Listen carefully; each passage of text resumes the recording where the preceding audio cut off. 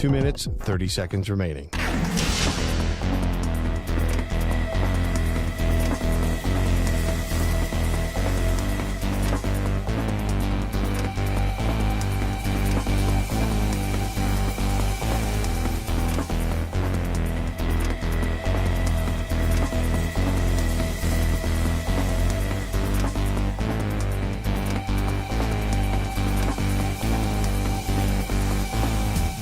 Two minutes remaining.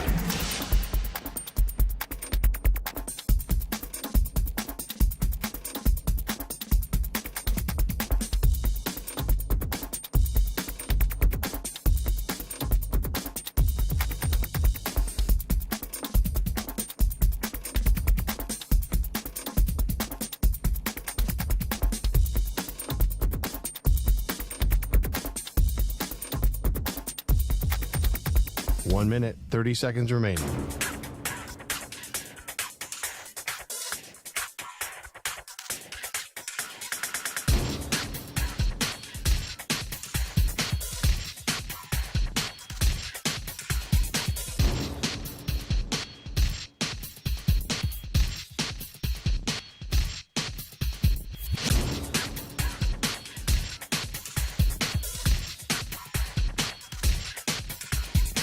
One minute remaining.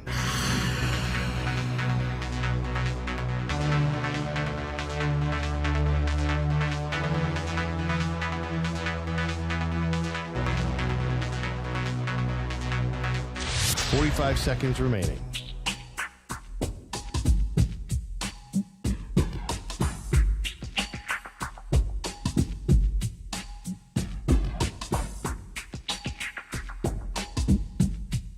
Thirty seconds remaining.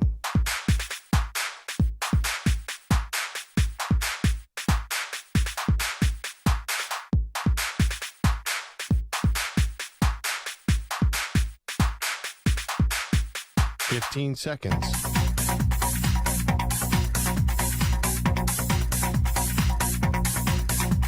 Break ends in 5 seconds.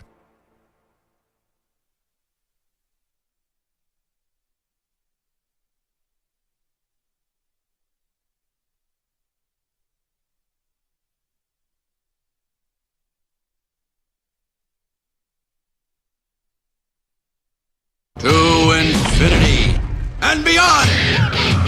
He's live. He's nationwide. This is the Zach Gelb Show.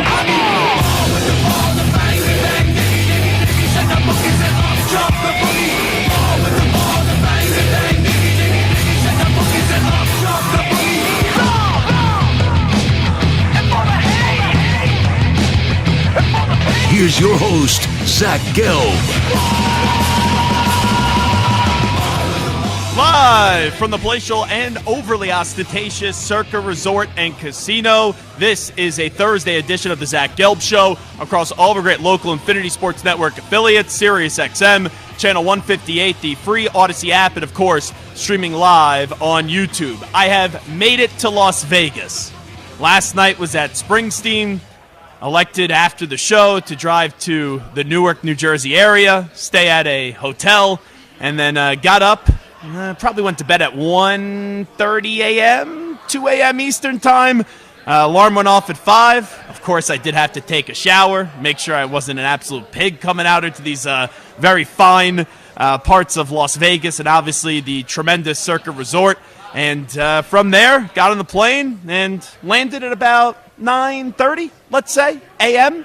Pacific time today. So beautiful to be out here and Circa Resort and Casino. Hey, they picked up Adam Schifrin, our sales guy, and I in a limousine. Now, I know that they go just to the extra limit here at Circa Resort and Casino.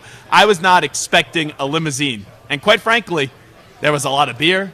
There was a lot of tequila in that limousine. And I couldn't have any of it because I talked to you. Quite frankly, if I did have it, we could be on cancel watch for one Zach Gelb today. I had an orange juice and a water, checked in the hotel. I'm telling you, if you have never been to Circa Resort and Casino before, you have to come here.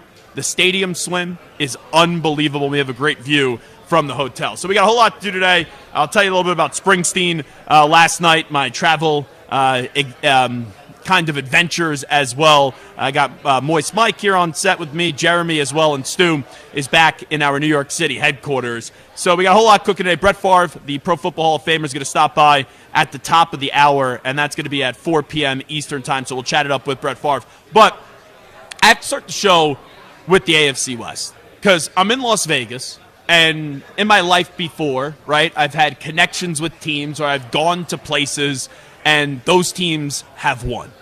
So, for example, when I was in Philadelphia, the lone year, I did the Eagles postgame show on 97.5 The Fanatic. The Eagles won the Super Bowl. Last year, I gave my support to the Michigan Wolverines. I got a thank you note from Jim Harbaugh.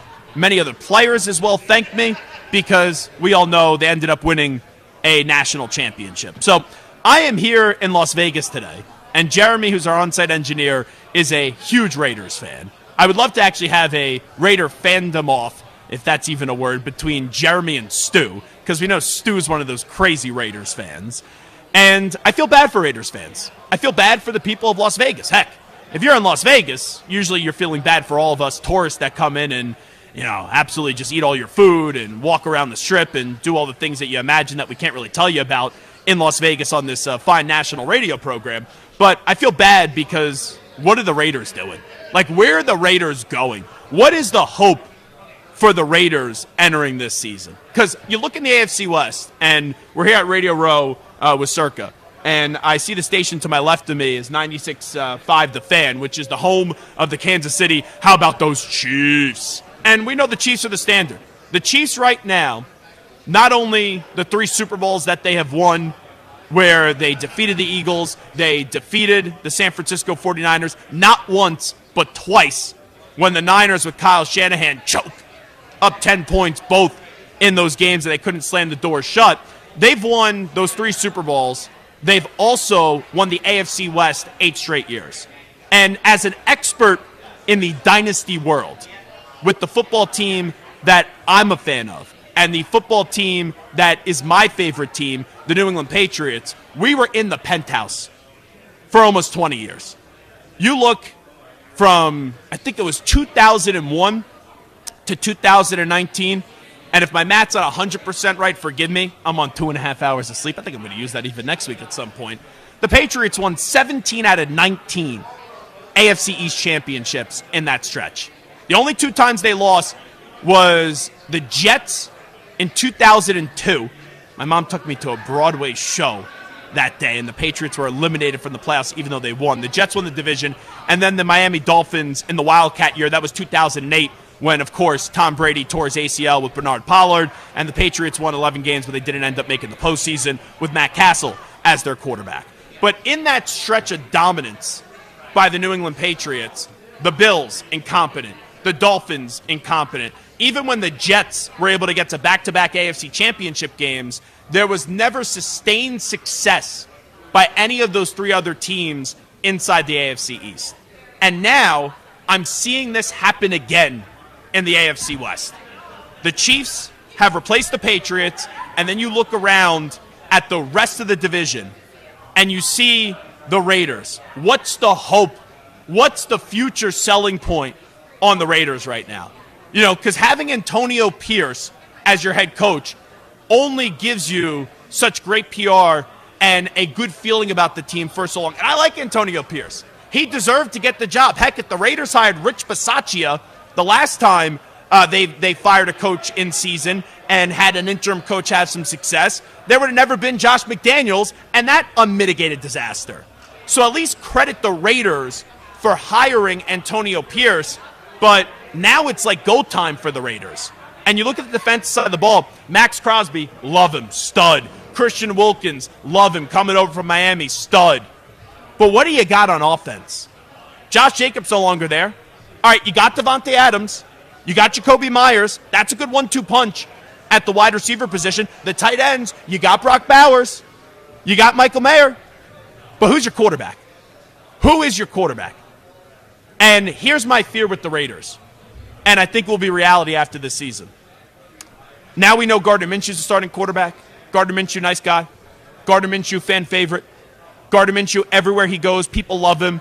but he's never the long-term starting quarterback. The Raiders, and they knew this going into the season, no matter what kind of puff pieces they want to put out there about Aiden O'Connell and whatever they wanted to say about Gardner Minshew, they knew they were entering this season without a franchise quarterback. And when you go into a season without a franchise quarterback and you already have a wide receiver, regardless of what he says, who is disgruntled and is maybe looking at reuniting with his pal in Aaron Rodgers in New York, or could there even be a reunion in Green Bay where Davante Adams welcomed back home by the Green Bay Packers? You are in right now the 11th hour of the relationship of Davante Adams and the Las Vegas Raiders. So when that happens, you need quarterback play this year. You need Davante Adams to have a reason to want to stick around and stay with the Raiders after this season, or he's going to do what we've seen a lot of wide receivers do. They don't have the quarterback. We saw last year how he hated Jimmy Garoppolo's guts.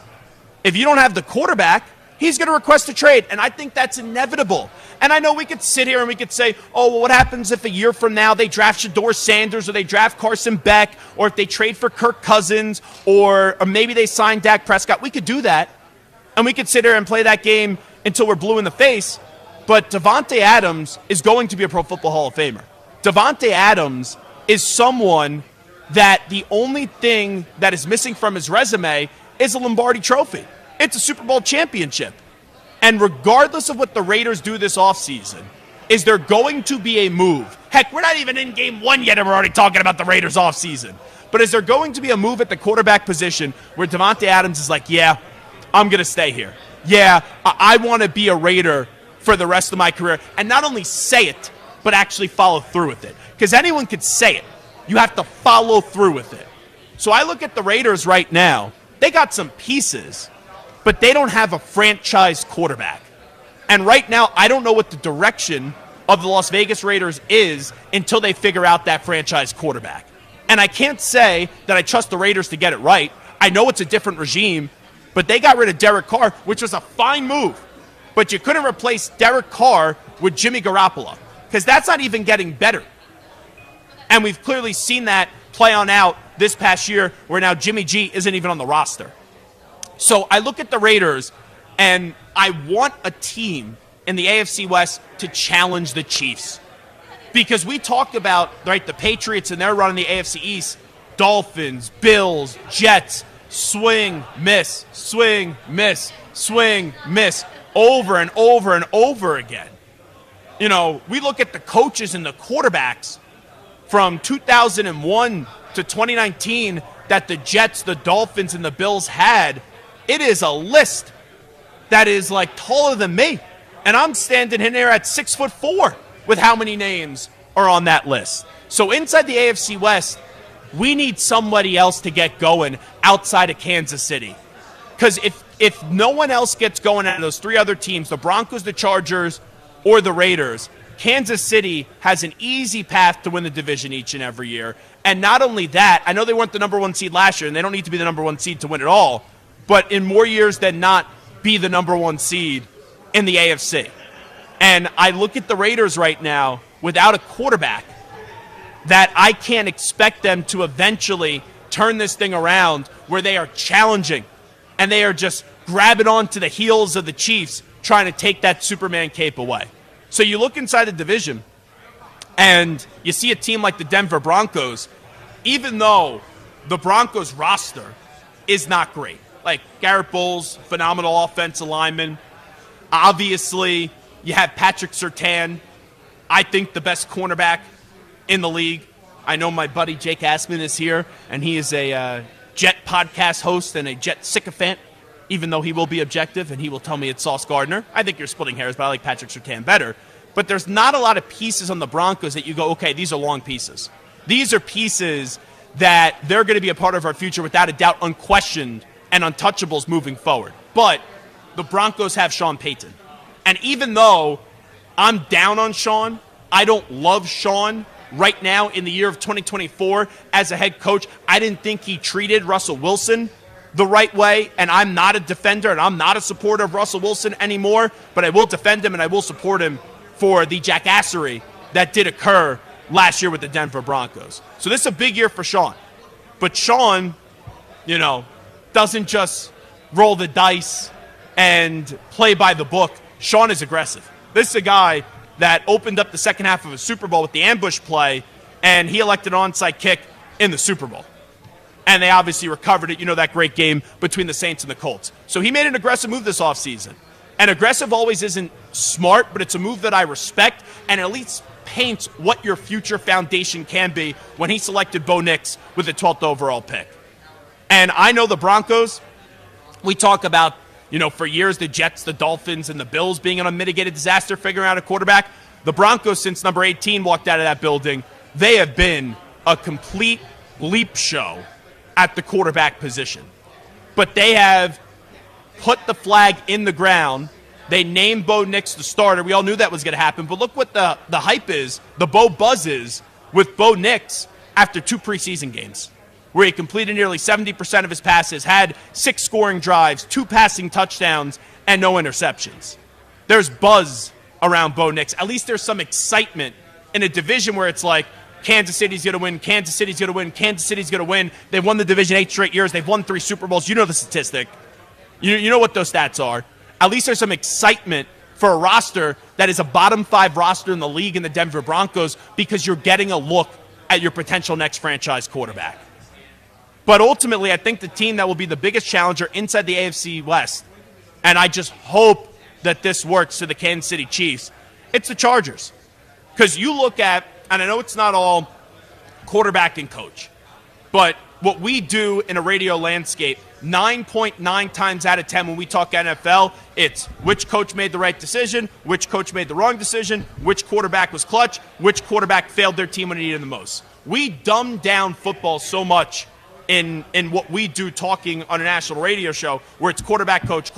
Sure, you look at the Chiefs, Chris Jones deserves a ton of credit. Obviously, Travis Kelce deserves a ton of credit. Mike Pennell was an unsung hero in that Super Bowl. Steve Spagnuolo, the phenomenal defensive coordinator. But most of the conversation outside of Taylor Swift with the Kansas City Chiefs is about Patrick Mahomes and Andy Reid. And when you look at the Chargers, they have a coach and a quarterback who can shorten the gap in the AFC West. Harbaugh, you believe in. Harbaugh has a vision. He's going to give Justin Herbert a run game. They're always going to have a good offensive line. But there's a vision with the Chargers. And they have a quarterback who has been good and a lot of teams would love to have that can turn into a big-time quarterback and could turn into a quarterback that is a top 5 quarterback in the league. So as I sit here in the wonderful Circa Resort and Casino, and I was getting on the plane today, and I was thinking about the future of football, a big misnomer, and I understand why it's out there. But a lot of times in the national dialogue, we go, whether it's on this show on the Infinity Sports Network with yours truly, Zach Gelb, whether it's with Jim Rome on this network, Mackie and Perloff, Bill Ryder, JR, Bart Winkler, Amy Lawrence, or you go even to other national networks, TV or radio. There's usually like a cheesy question that's always asked, like, who's the biggest challenger to the Kansas City Chiefs? Give us a call, 855-212-4227, right? And most of the times, the answers are the Bengals, because the Bengals have beat them 3 times, twice in the regular season, once in the postseason. Or it's the Buffalo Bills, even though they haven't been able to slam the coffin shut on the Kansas City Chiefs, they've had classic games. And they have the quarterbacks in Josh Allen, in Joe Burrow as well. But we need to start within the division first when we talk about who's the biggest challenger to the Kansas City Chiefs. Because I've seen it, and I witnessed it for 20 years, when there's 4 teams in a division, one team is so much better than the rest, and the other 3 can't get their damn act together. It's time for the Raiders to get their act together. It's way past time, obviously, for the Broncos and the Chargers to get their act together. Because if one of those teams don't emerge, and I'm not just saying, it'll be a wild card team, get in 1 year, 9-8. I'm saying consistently be a double-digit win team. If one of those teams don't put pressure on the Kansas City Chiefs, then, hey, and I don't throw this around loosely and lightly because I know how tough it is to have a team become a dynasty. Mahomes already gets 3. He'll go out there and he'll win more. He'll win a lot more.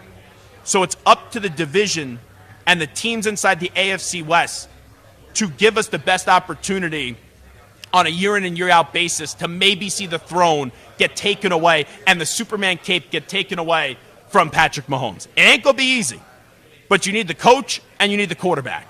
And I look at Denver, they at least have their plan. I don't know if it's going to work, but they have identified to us who their head coach is and who their franchise quarterback is. The Chargers have done that as well. And now it's go time for those teams, even if it doesn't translate to success this year because you're building. But this is the real start of Sean Payton in Denver. This is the real start of Jim Harbaugh with the Los Angeles Chargers. But you look at the Raiders, there they are, and they have a coach. I like Antonio Pierce. There's still questions about Antonio Pierce, but at quarterback, it's Gardner Minshew. It's Aiden O'Connell. I know Minshew's a starter, but they don't have a long-term quarterback, right? We said this the other day with the Steelers. John Madden said it, the late, great John Madden. If you have two quarterbacks, you don't have one quarterback. And the Raiders don't have a quarterback, and that's a problem. It is the Zach Gelb Show on the Infinity Sports Network. We are broadcasting to you live from the Circa Resort and Casino. Day number 1 of 2 great shows that we will have to you emanating from Las Vegas. If you want to check us out on our YouTube stream, I usually don't dress up for these shows. I usually wear like the same collared shirts and, Tommy Bahama t-shirts as well. These next 2 days, I wanted to fancy it up a little bit. We're in Vegas. Anything goes. So I have a very nice button-down shirt today that is Vegas-themed. And I'm actually, if I may say so myself, I feel like a douche right now because I'm wearing sunglasses inside. And I'm not usually like someone. I don't usually like to be someone that wears sunglasses inside. But probably the real reason why I'm wearing sunglasses inside is that I got a lot of bags underneath my eyes from getting no sleep last night. So make sure you check us out on YouTube, Sirius XM Channel 158, the free Odyssey app, and also across all of our great local Infinity Sports Network affiliates. We will take a time out. When we come on back, I heard a conversation from our morning show, Maggie and Perloff, about Patrick Mahomes, and that Maggie believes Patrick Mahomes, if he wins Super Bowl this year and wins 3 straight Lombardi championships this season, which has never been done before, will now be considered the GOAT.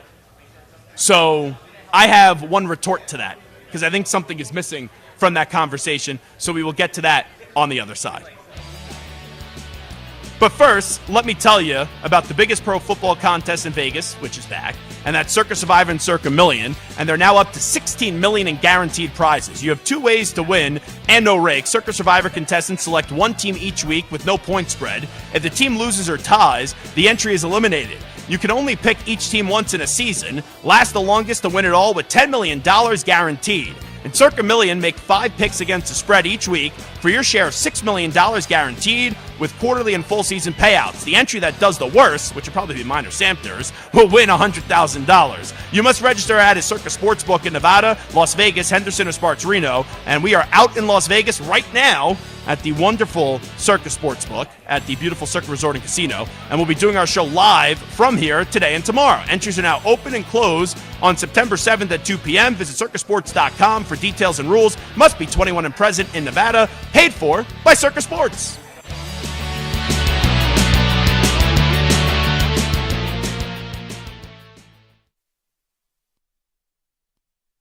You're in a 4-minute break.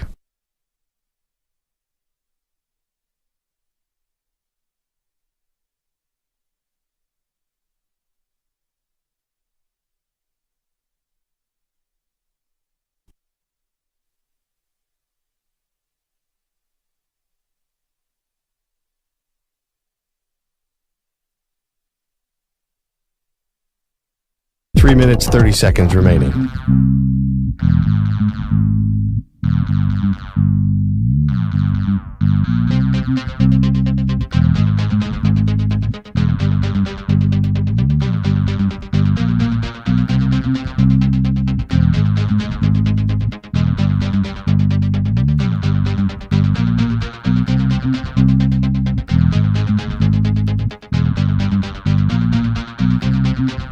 Three minutes remaining.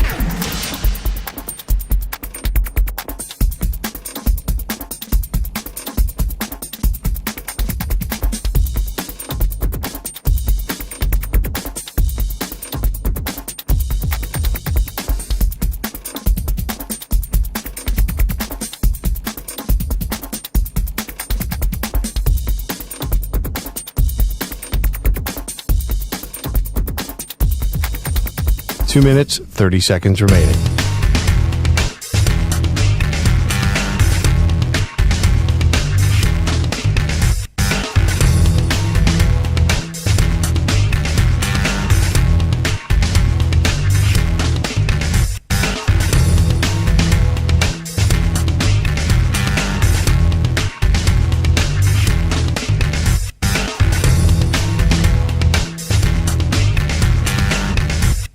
Two minutes remaining.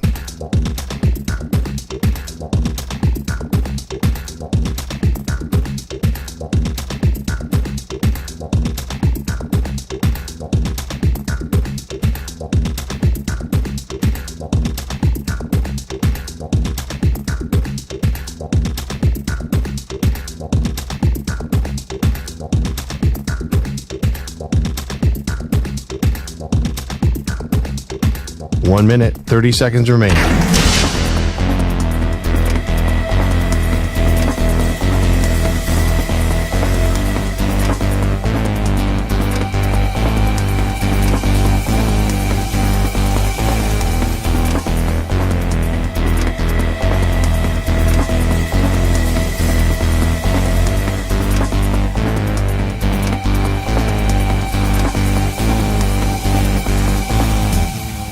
One minute remaining.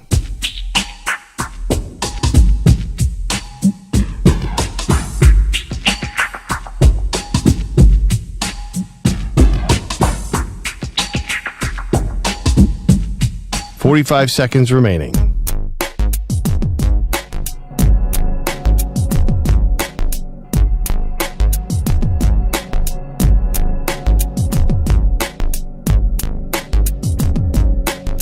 Thirty seconds remaining.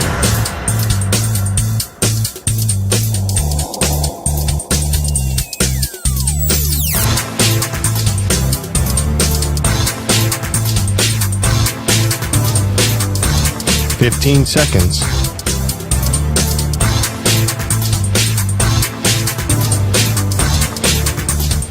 Break ends in 5 seconds.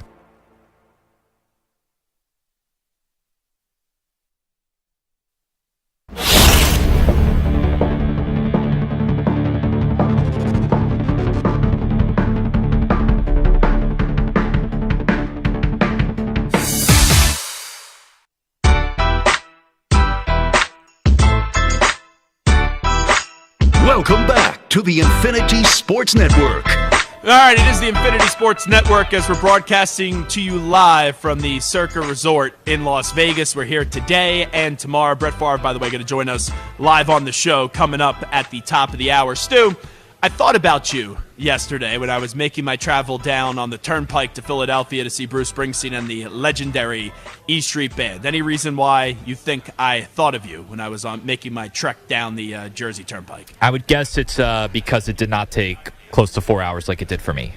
Yes. Stu was going to, what, you went to a Yankee-Phillies game and then some little football matchup, soccer matchup, right? Yes, some sold-out Lincoln Financial little soccer match, yes. Who were the two teams that played? Liverpool and Arsenal, two English never clubs. Heard of them. Are they any good? Yes. They had Second any and good third players? in the league last year. Any good players? Lots, yes. Mo Salah, especially for Liverpool, one of the best attacking players in the world. Oh, okay. That's fair. So maybe like a medium-sized soccer matchup then on the pitch.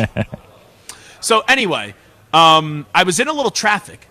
I was in a standstill, like very slowly moving traffic for 45 minutes. I still got to Philly, though, in 2 hours and 15 minutes yesterday. I still don't understand how it took you 4 hours to get to Philadelphia. I don't either. Trust me. It was bad. And I left this city because I had a new TV that I had to get hung up yesterday. So I think I left the city 1:30, and I was there by 4 o'clock at the absolute latest, like parked and everything. So through parking and all the security and all that. Because you know how sometimes you get off, you get off the turnpike and then you get to the stadium and then it takes like 20 minutes to park. So it was a very swift travel for me, even with a little bit of traffic. And I did have a cheesesteak waiting for me when I got out of my car. A buddy of mine brought me a D'Alessandro's cheesesteak. So I know cheesesteak ordering is very big in the world these days, especially with J.D. Vance going to Pat Sergino's or wherever he went, and he was where Stu was going. And he was wondering if there was like Swiss cheese or something. So I got a D'Alessandro's cheesesteak. It was American with onions. And then I had red peppers on them, red pepper flakes, which were just phenomenal. So a tremendous cheesesteak as well. And you know, I was actually... Wait a second, you don't go Whiz? No. Really? Mm-mm. Isn't Whiz the way to go, typically? So I think a lot of people think that's the case. If you live in Philadelphia for a long enough time, and I lived there 4 years in college and 3 years after college, so 7 years, I think a lot of people go, I'm not saying that they don't go Whiz, but I do believe that the preference is either American or provolone. Okay. If I want, let's say if I was hungover or something like that, and I felt like absolute crap, then maybe I would want as much grease as possible, and then I would go with the Whiz. But did not get Whiz on the cheesesteak. So I had a tremendous cheesesteak, and I was tailgating. And you know who stopped by our tailgate yesterday? Stu, did you see that on social media by any chance? I did. Some certain very big newsbreaker. Prominent media member, Adrian Wojnarowski. And let me tell you, because my father, right, he was the first producer for Mike and the Mad Dog. And for maybe 30 years now, more than 30 years, he's been in sales. So my dad, I did not know this, but back in the day, used to book, before Woj was a big star, Adrian Wojnarowski, right, Northeast guy, on with Mike and the Mad Dog. So Woj, who does not know my father well, but since I guess my dad used to book him, walked up to my father and said, Bob Gelb, huge fan from the Mike and the Mad Dog days. And let me tell you something. We were in a tailgate of about 40 people. That was maybe one of the nicest things someone could have said to my father. Because my father now, right, old, decrepit radio guy, and Woj basically walks up to him as if he had a dustbuster in his hand and made Bob Gelb shiny once again. It was an incredible, incredible moment yesterday at the Bruce Springsteen concert, and we had a good time. Woj was there with his son, very nice guy, and took pictures with everyone and had a great time at the concert. Now, do you think Woj was in a luxury box? Do you think Woj was seats in the stands? Do you think Woj was on the floor? Like, you think Adrian Wojnarowski, big-time star, we saw, right, all those guys from ESPN be at the Springsteen show on Thursday in Pittsburgh. I was there on Sunday. And then I made the trip to Philly last night with my dad and his best friend, Neil, who I call Uncle Neil. Do you have any idea? What would you think? Probably Woj. You would think luxury box, right? Yeah, I would guess luxury box, but I'm guessing the way you're saying this, that's not the case. He was on the pit. He was in the pit last night. Wow, okay. Adrian Wojnarowski was in the pit at Springsteen, and a source tells me that Leon Rose, the president of the Knicks, was also in the pit as well. So you had Leon Rose in the pit. You had Adrian Wojnarowski in the pit. I don't know anyone else of notable fame that was that was at the show last night. But, yeah, it was a great show. They opened up in Atlantic City. Racing the Streets they played last night. They gave you Thunder Road. They gave you Rosalita. It was a tremendous, tremendous, tremendous show. Now, the venue in Pittsburgh where the Penguins play was better to see him. He did not do a better show, but it's indoors. Now, Citizens Bank Ballpark in Philadelphia is a tremendous, tremendous ballpark. Like, right, Stu, you agree that's a phenomenal ballpark. Yes, very good. So it's a very good ballpark, but you're outside for a concert. The sound actually is very good in the stadium, but it's not as good as when you're sitting in, because Citizens Bank Ballpark sits, anywhere between 38 to 42,000, probably somewhere in that range? That's what I was thinking. I think it's low 40s. Okay, so in that range, and you go to the Penguin Stadium, it's 18,000 or less. Maybe 20,000 max, and it's indoors. So usually indoors at a concert is just better. But a very fun night seeing Bruce Springsteen and the legendary E Street Band, and I think that actually is the end of my tour now. I know he goes to Baltimore in a few weeks. I think he goes to a few spots, across Canada, but that's the last travelable show for me. And I ended up seeing him on this tour. I went to UBS Arena, which is on Long Island, excuse me. I went to Mohegan Sun, which is in Connecticut, Uncasville. And then I saw him in Pittsburgh and then also Philadelphia last night. So 4 times in a year. Not bad. But I love going to Springsteen. And I think it's just because it's a special bond, right, with my dad and I. And, he grew up obviously idolizing Bruce Springsteen. Just to be able to share that bond through music. Because outside of the Rangers, we don't share a bond over any sports team. He's a Giant fan. I'm a Patriot fan. My dad doesn't really have a basketball team. Baseball-wise, my dad's a Yankee fan. I'm a Met fan. So it's cool to share that bond over music, and that's why I love going to Springsteen so much. Like Spike, our old boss, used to say, how many times are you going to see Bruce? And I'm like, hey, gives my dad and I something to do, and, you go see someone rock the stage. Bruce is 76. He plays a concert over 3 hours, no intermission, no opener, no stop, just straight through. And the energy is just unbelievable. And it's cool to see the bond that Bruce Springsteen has with Jake Clemens, who is the nephew of the late, great Clarence Clemens. And Clarence Clemens was the big man in the legendary E Street Band and unfortunately passed away many years ago now. And Jake is now in the band. And Jake has grown so much, and we always knew he played a big role in the band. But the on-stage relationship between Bruce and Jake Clemens is very, very special. So, fun time last night in the streets of Philadelphia. Watching Bruce Springsteen and the E Street Band. So, Stu, I got to ask you this. Maggie Gray, yesterday, was on, obviously, her show, Maggie and Perloff. And I did see that she punched Perloff yesterday. I don't know what that was about, but I may have to investigate and find out why Maggie was punching Andrew Perloff right in the stomach, which was not very nice. But we love Maggie, and we also love Andrew. And I'm a little upset that Andrew's best friend, Sully, who lives in Las Vegas, isn't out here. Usually we see Sully, and he takes us to all these fancy restaurants and, places that probably Samter and I probably shouldn't get into with incredible access. So we love Sully, but Sully's out of town this week, or maybe he just doesn't want to hang out with us. I know Sully would want to hang out with us. And, Stu, I was listening to their show, and Maggie was making the case that if Patrick Mahomes wins a Super Bowl this year, that is 3 straight Super Bowls that's never been done before, and he would be considered the greatest quarterback of all time. Do you agree with that?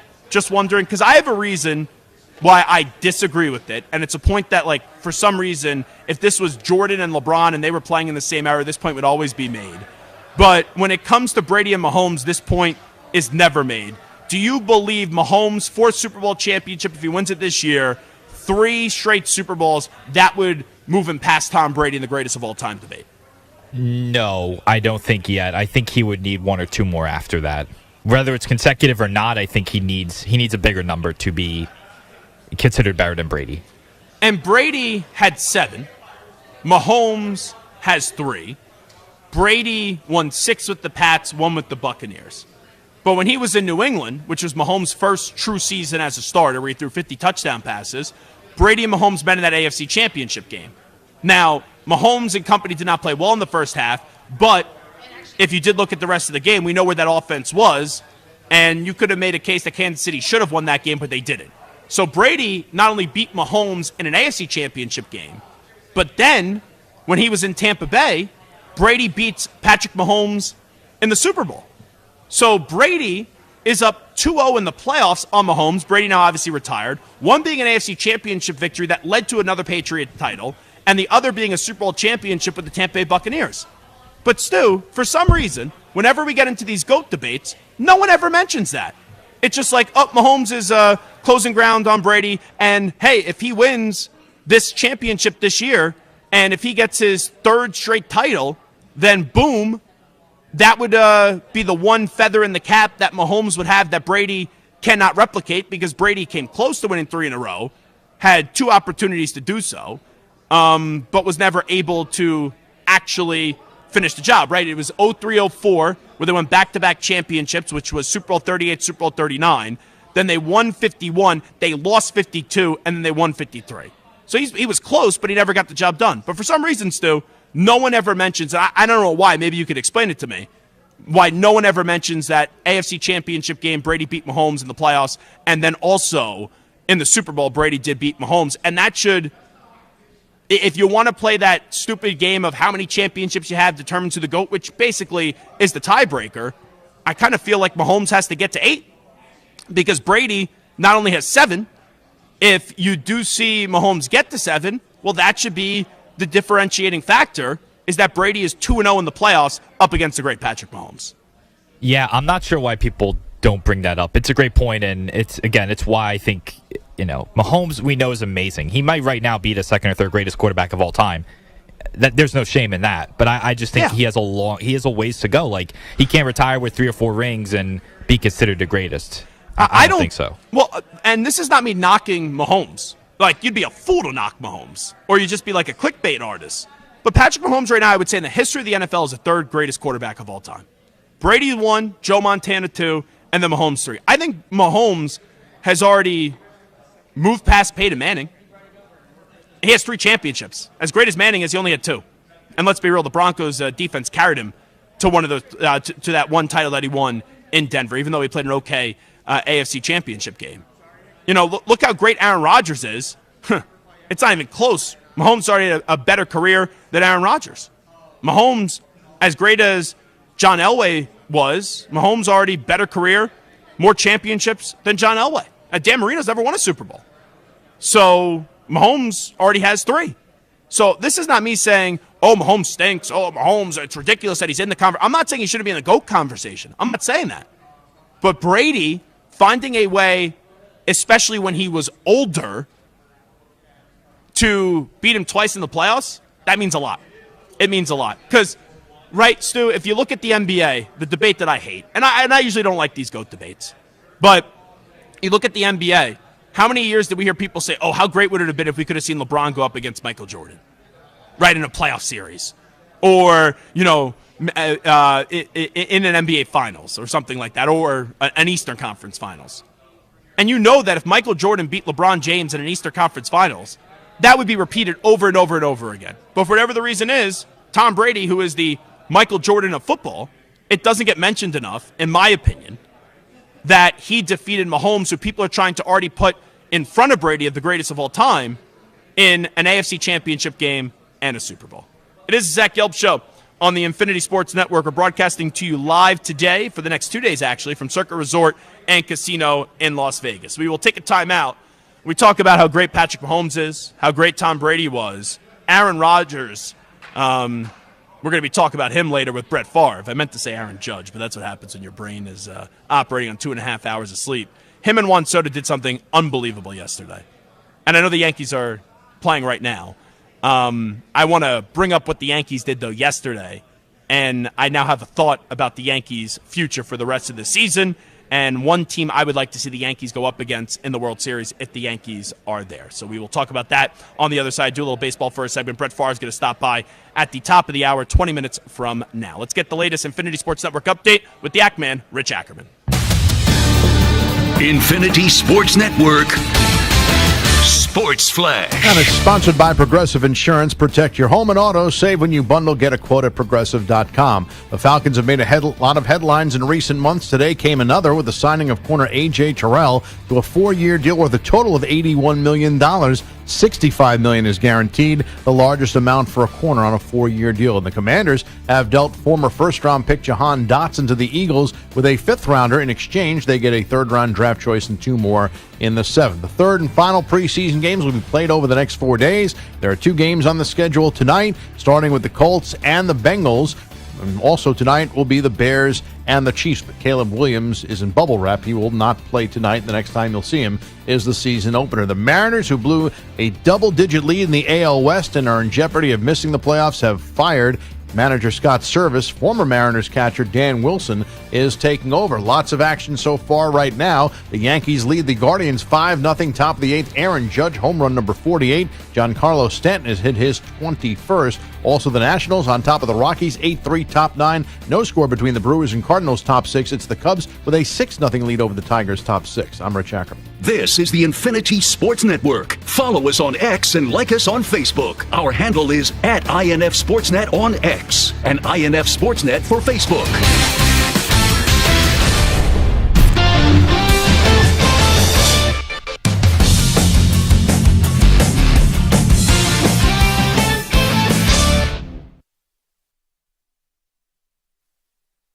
You're in a 5-minute break.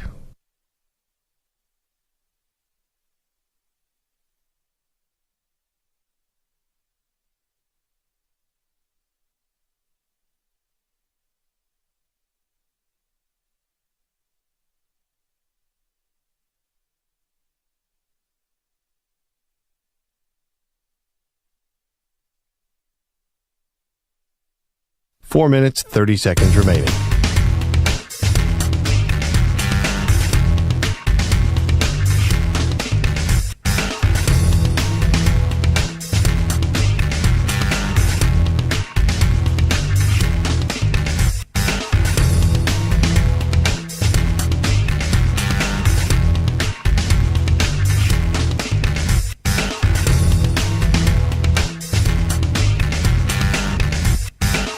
Four minutes remaining.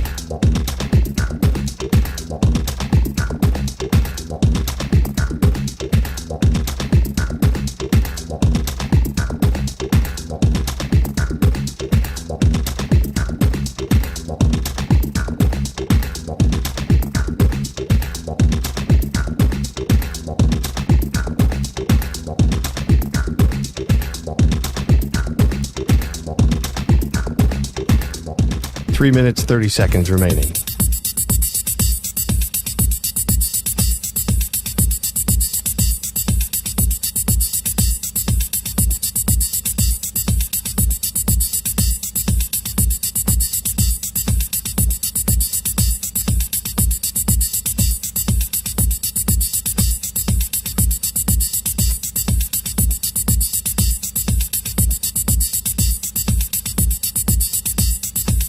Three minutes remaining.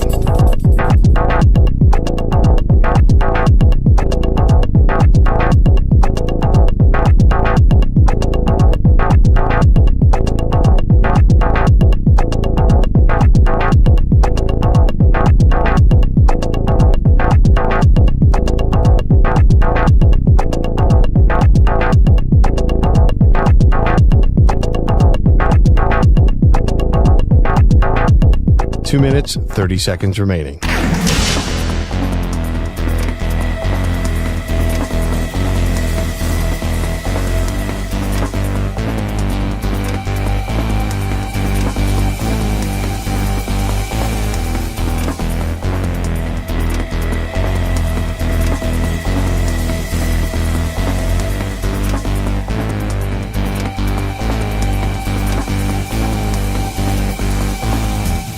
Two minutes remaining.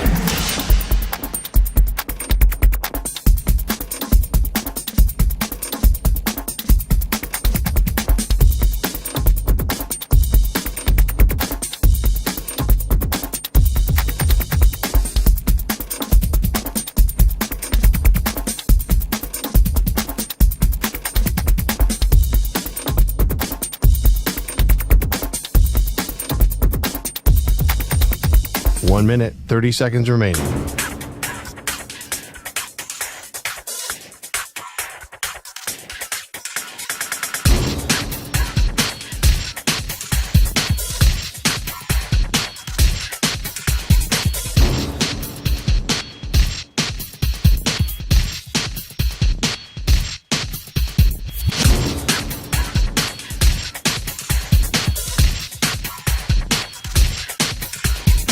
One minute remaining.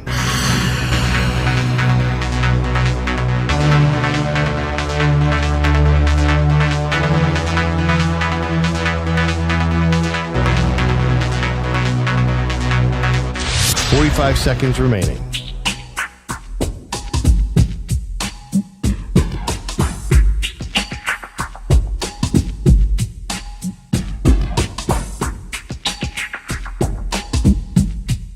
30 seconds remaining.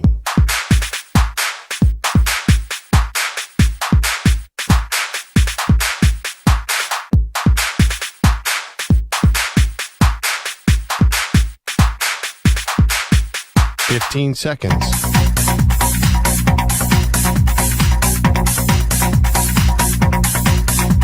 Break ends in 5 seconds.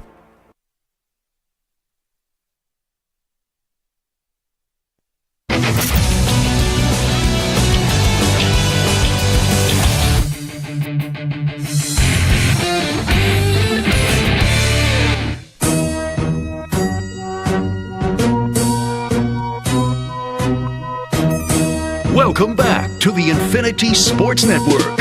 All right, we are live from Circa Resorts in Las Vegas. It is the Zach Gelb Show on the Infinity Sports Network. This portion of the show is sponsored by Hyundai's bold family of EVs that bring a new kind of energy to your journey. The Ioniq 5 and 5N, Ioniq 6, and Kona Electric, the most electric EV lineup.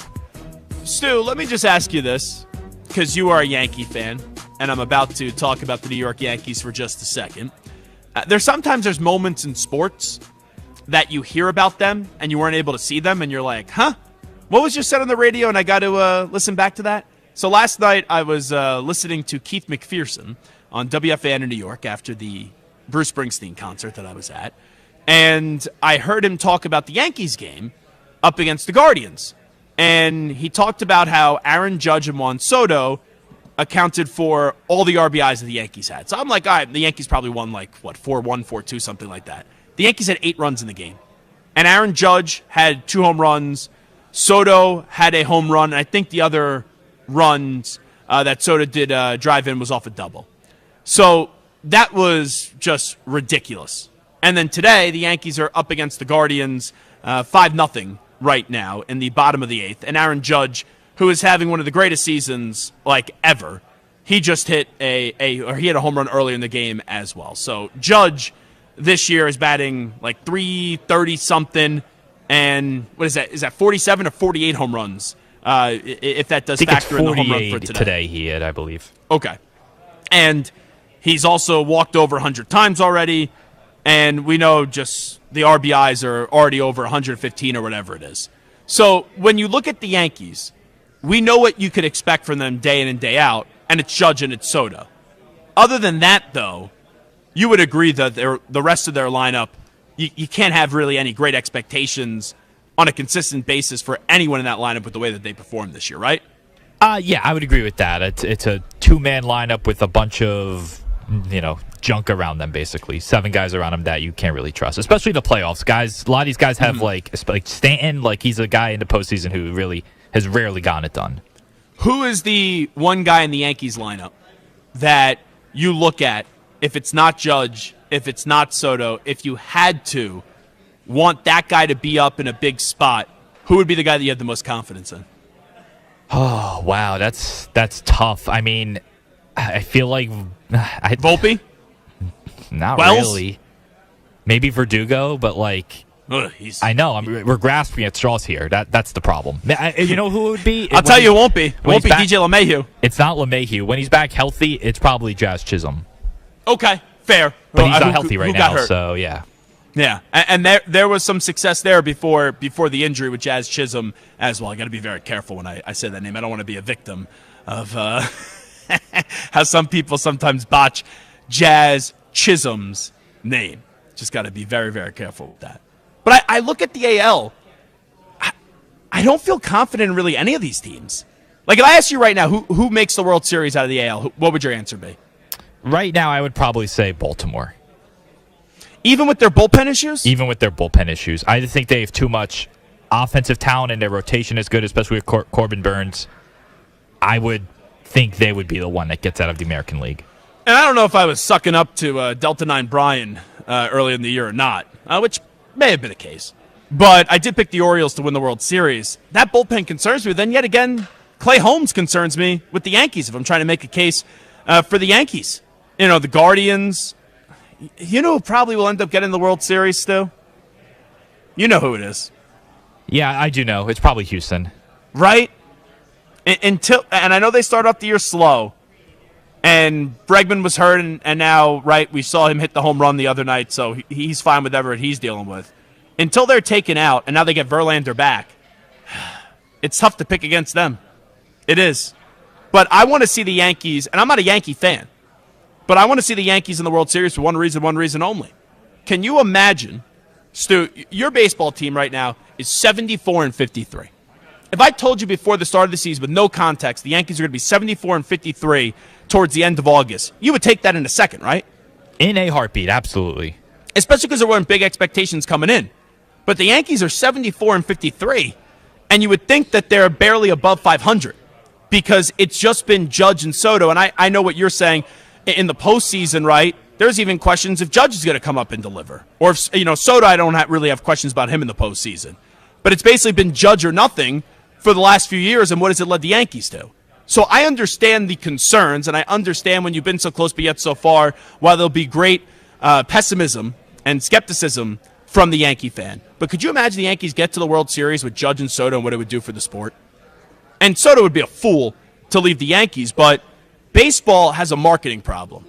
And we need stars in the World Series. We need stars in the Fall Classic.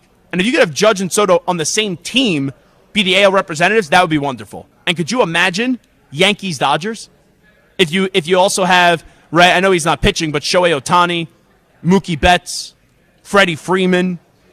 It's like you just go on and on and on. That would be a star-studded World Series.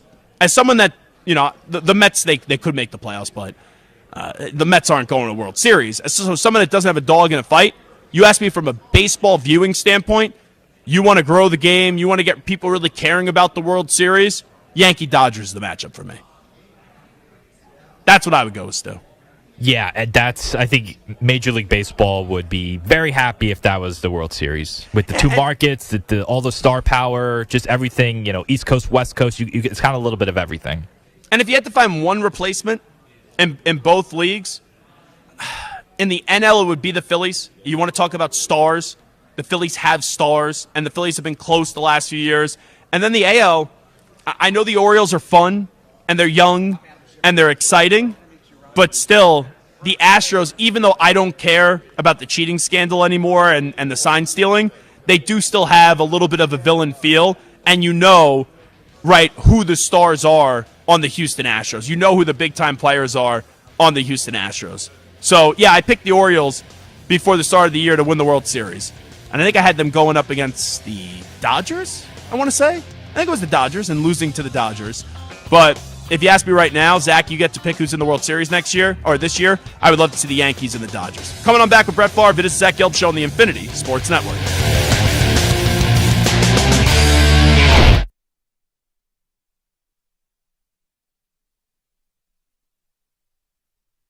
You're in a 5-minute break.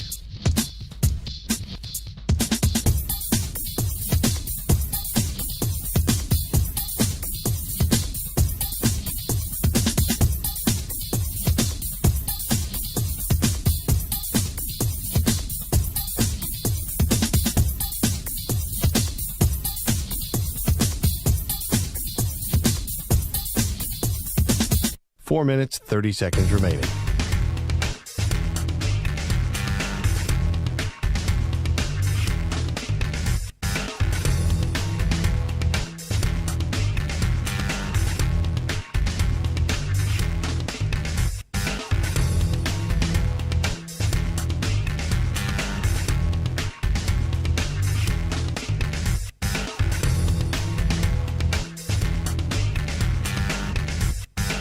Four minutes remaining.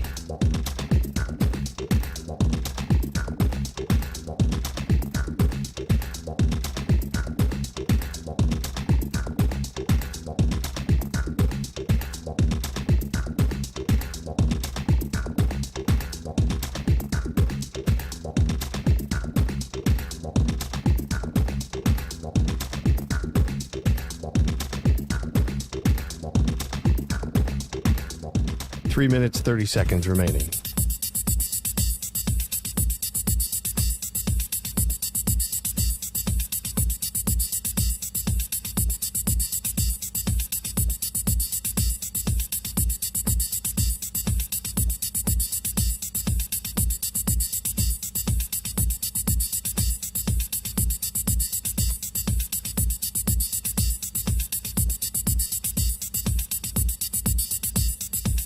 Three minutes remaining.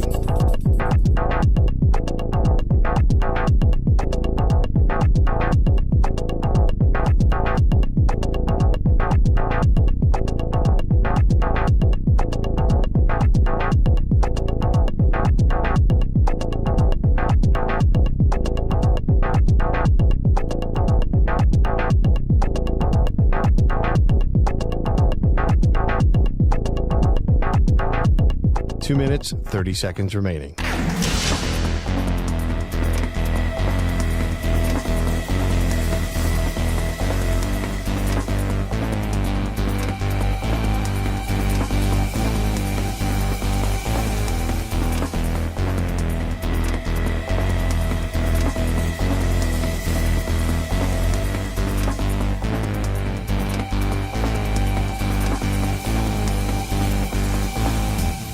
2 minutes remaining.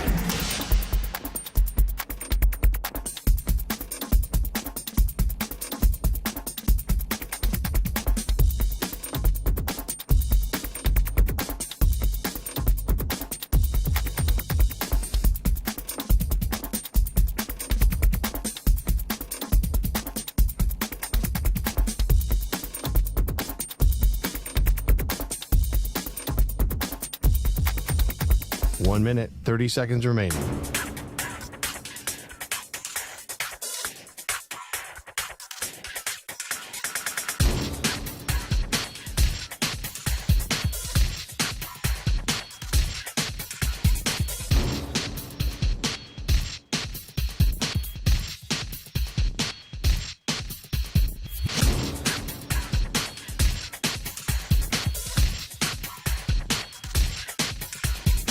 One minute remaining.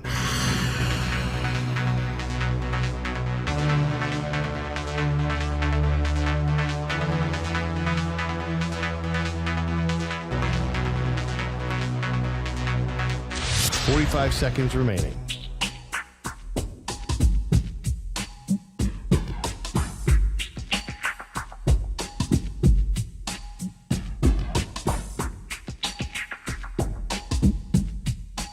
Seconds remaining.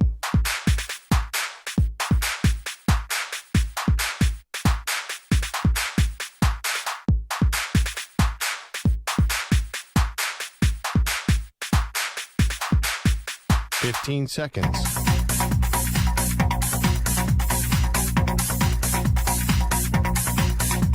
Break ends in 5 seconds.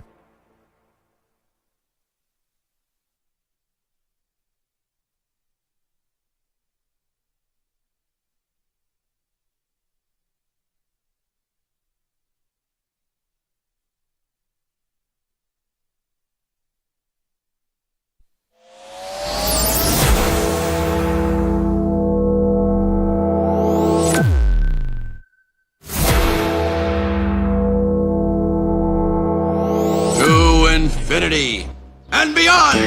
He's live. He's nationwide. This is the Zach Gelb Show. Alrighty, rocking and rolling. Hour number 2 of our radio program. It is the Zach Gelb Show on the Infinity Sports Network. We're broadcasting to you today live in Las Vegas at the Circa Resort and Casino. We'll welcome in the Pro Football Hall of Famer Brett Favre. Right now, Brett is the executive producer of the new film Concuss, the American Dream, an independent documentary film being released on August 27th, exposing the devastating toll that head trauma has had on Brett and other NFL players. Brett, thanks so much for doing this. How you been? Been good. Thank you. Thanks for having me. Well, thank you so much for coming on. We'll talk about the independent documentary in just a bit, but I have to get your impressions and your thoughts on what you were able to see this year from Jordan Love. First true year as the Packers starting quarterback. We know he was in the second round to the playoffs and really got going in the second half of the season, where down the stretch he had 20 total touchdowns and was really playing some solid football. So give me your thoughts on Love. Well, you hit it on the head right there. Thought he played exceptionally well, especially down the stretch. You know, there was a point there in that San Francisco the Cisco game that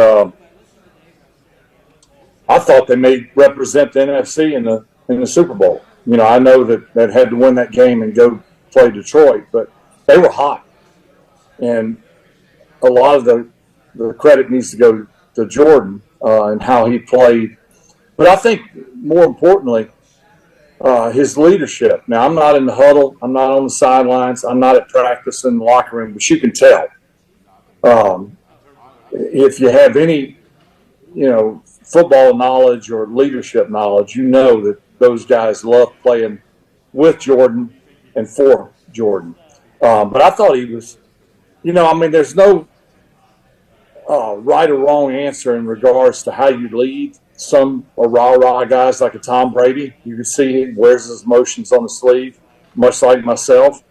But then there's the quiet leaders, and that's what I saw with Jordan. Let his play do the talking.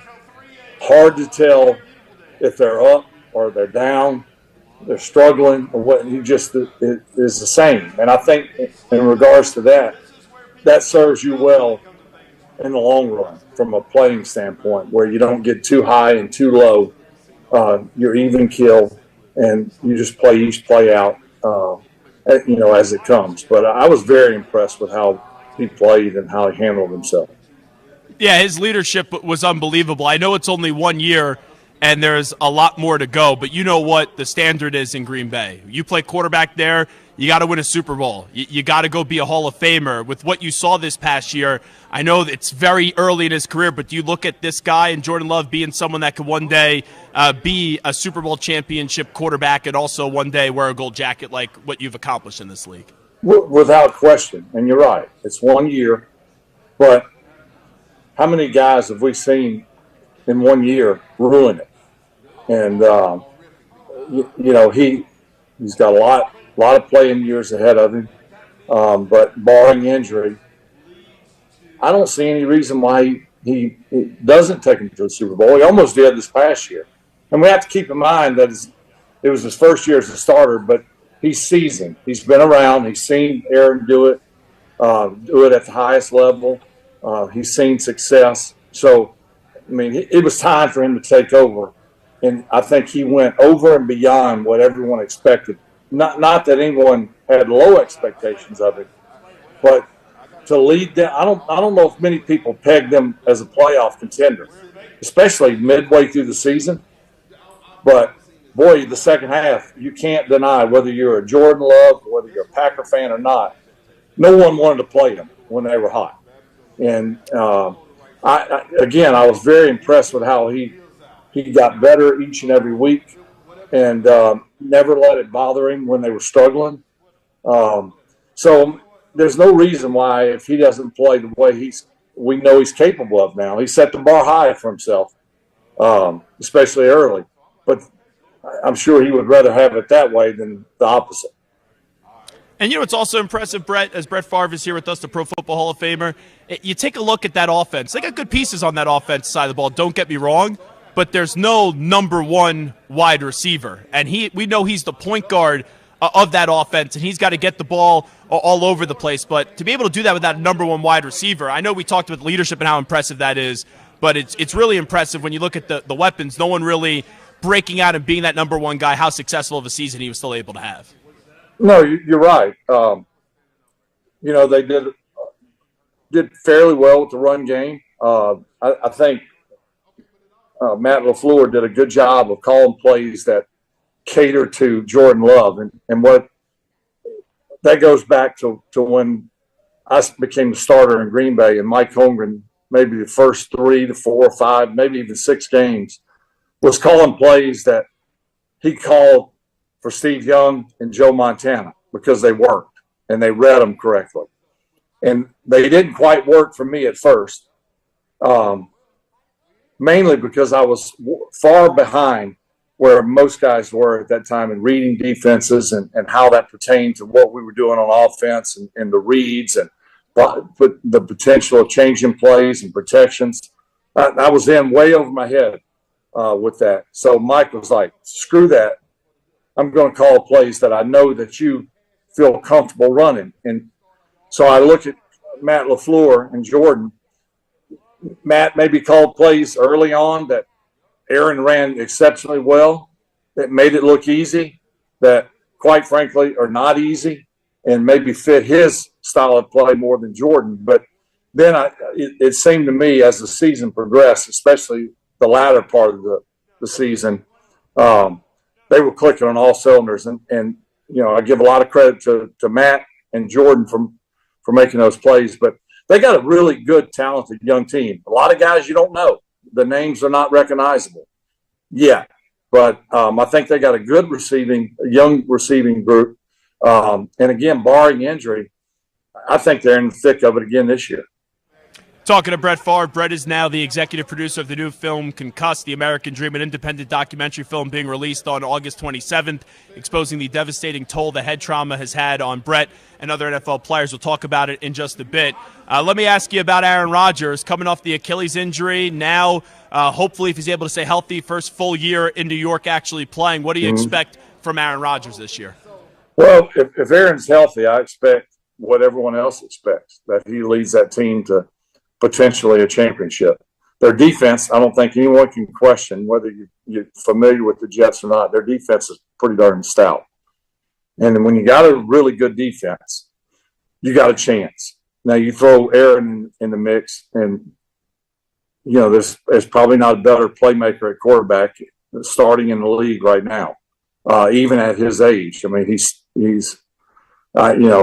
throw the age out, the number, and look at how he moves and gets rid of the ball, and his football knowledge. He's got the highest football IQ of anybody I've ever been around. So I expect that they compete for not only the division championship, but the conference championship, as long as he stays healthy. Yeah, so Ian O'Connor, I don't know if you read it or not. He has a book out about Aaron Rodgers, or coming on out, and it talks about your relationship with him in the book. I just wanted to give you a chance to respond because he didn't paint it in the best of light. I'm just wondering, do you at all regret maybe when Aaron got to Green Bay, anything that happened there? No, I thought we had a great relationship, to be honest with you. Did Aaron say these words, or is it Aaron's father and a few other teammates?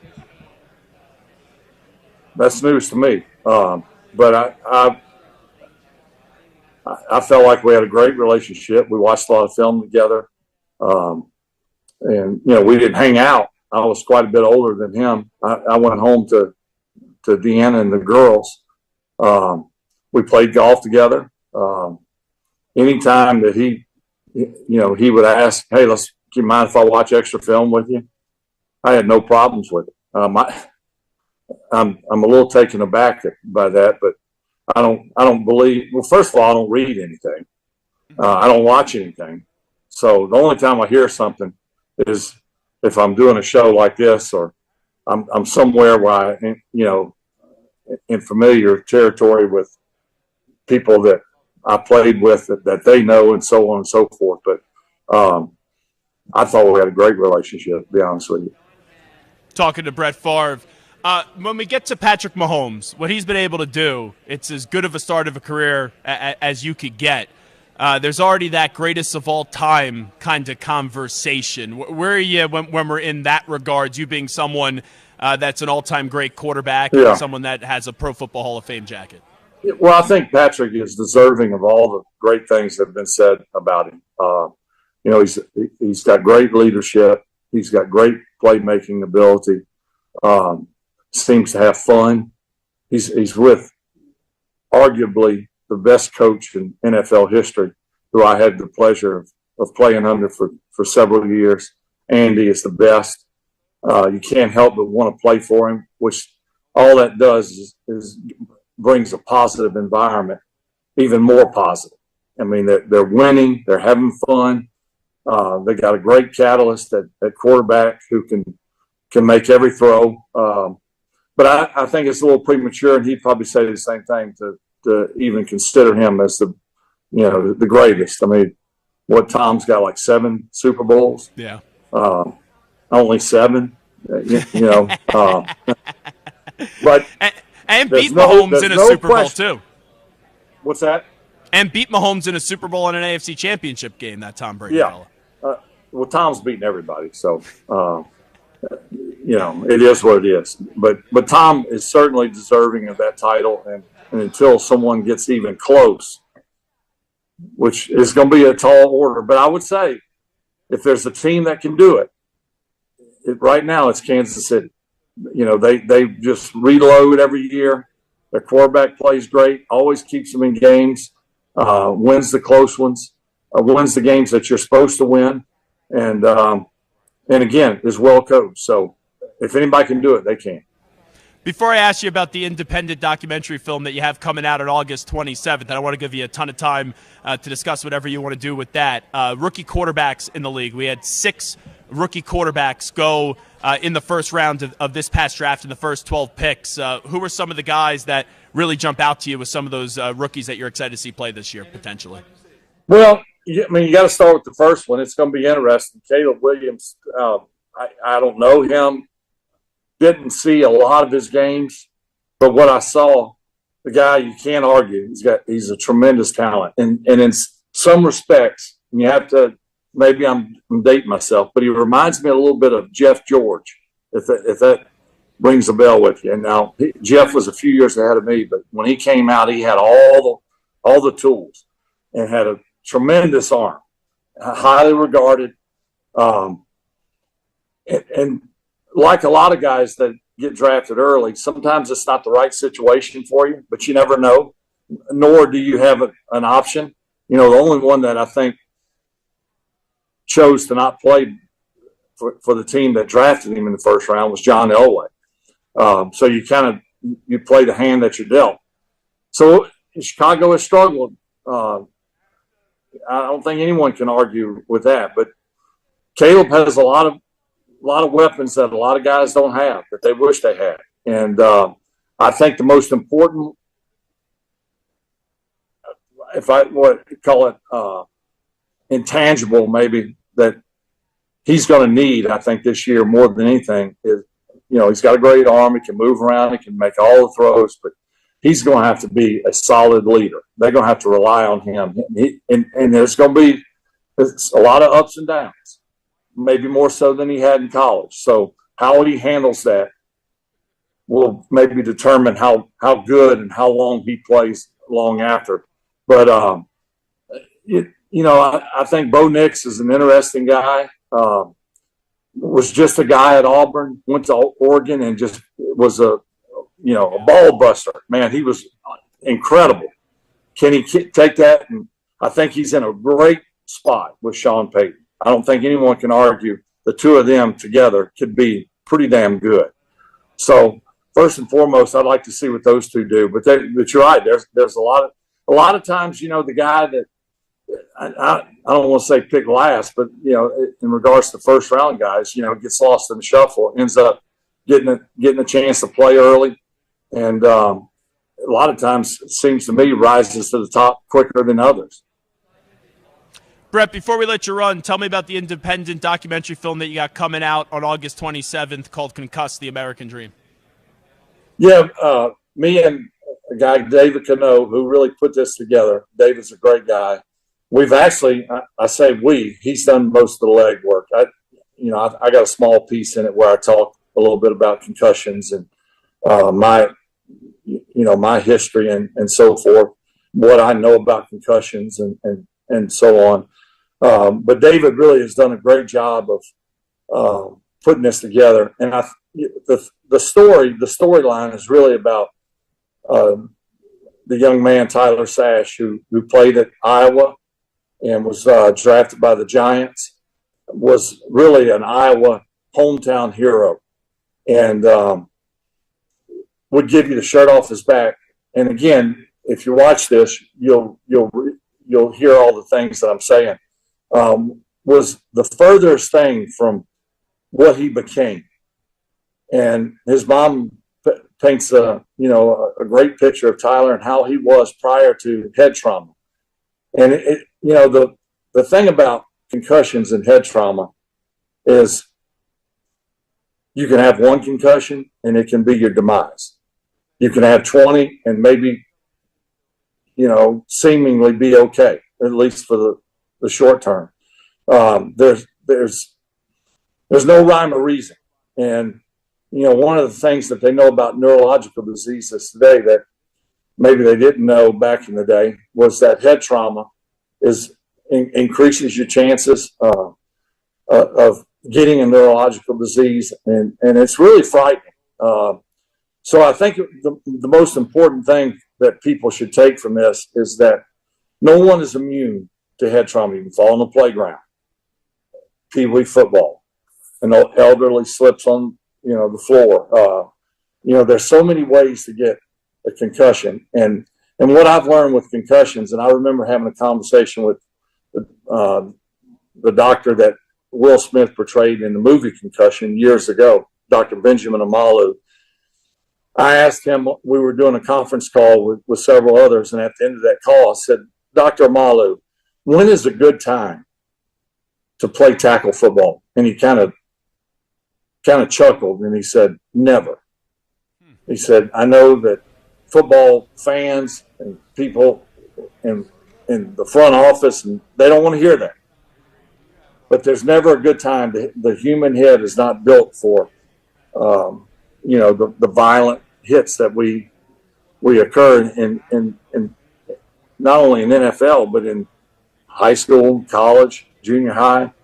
I think what I would like to see done is more. I think the NFL has done a good job of changing rules and being more conscious of quarterbacks, almost to a point where it's maybe over the line. But concussions are not going away. Yeah. And I would like to see them spend more money on finding a solution, a cure, a treatment. Helmets, better helmets, only go so far because most concussions are a result of the whiplash effect. You're tackled, your head hits the turf. And people don't think about that. They think about the head-to-head. But I do think that in regards to youth football, they need to raise the tackle part of it to at least maybe the 9th grade. Everyone play flag football. There's no reason for a 5th, 6th, 7th, 8th grader to play tackle football. Teach them the fundamentals. Let them play flag football. Let them be safer. And then, thinking about Dr. Malu, there's never a good time to play tackle football, but at least you're giving the kids a fighting chance. And if everyone did it, then the playing field would be even. If one state does flag football and another one doesn't, we're still putting our youth in harm's way. So that's what I would like to see come out of this documentary. If you knew what you now understand, like let's say when you were 18, would you have still played football? I think I would have played. Yeah, I love the game. I love the game, and no one loved playing it as much as I.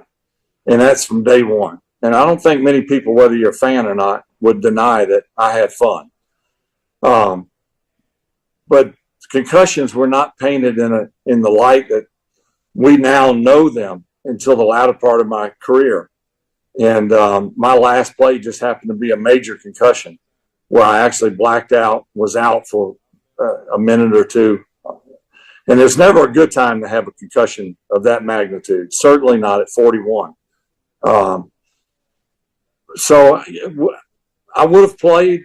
Would I have played as long or maybe played as careless at times where, I wasn't afraid to block and stick my head up in there? I think I would have been a little more cautious and more aware, like with my body and how that's going to, serve me later down the road. But it's hard to say, and sitting here many years later, it's easy to speculate what you would do, but I know that I love the game and love playing it as much as anyone, but there are repercussions that we're going to face later on. You see a lot of these old guys, and I'm not quite there yet, but they struggle to walk out for the coin flip. I've already had my right hip replaced. I've had 2 back surgeries in the last year. And although I'm able to do a lot of stuff that I choose to do, it's not without, it's struggles. So who knows what the future holds? And that's for me and for all football players in general. So, I would play, but to what extent, I don't know. Maybe less than what I played. He is Brett Favre, the Pro Football Hall of Famer. Once again, Brett is the executive producer of the new film, Concussed, the American Dream, an independent documentary film being released on August 27th, exposing the devastating toll, as he just discussed, that head trauma has had on Brett and other NFL players. Brett, appreciate the time today. Thank you for doing this. Yeah, thanks for having me. You got it. Good luck as well as the documentary does come on out. There he is, Brett Favre, joining us for 20 minutes on the show. A lot to react to right there. We'll do so on the other side, as it is the Zach Gelb Show on the Infinity Sports Network, coming to you live from Circa Resort and Casino. You're in a 5-minute break.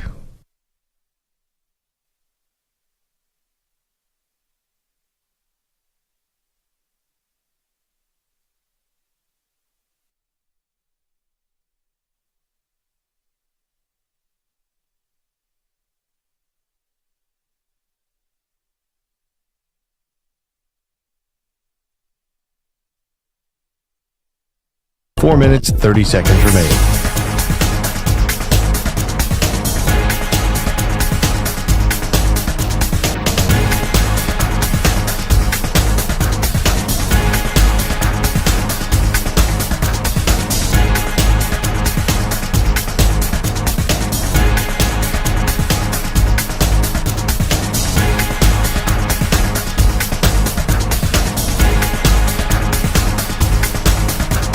Four minutes remaining.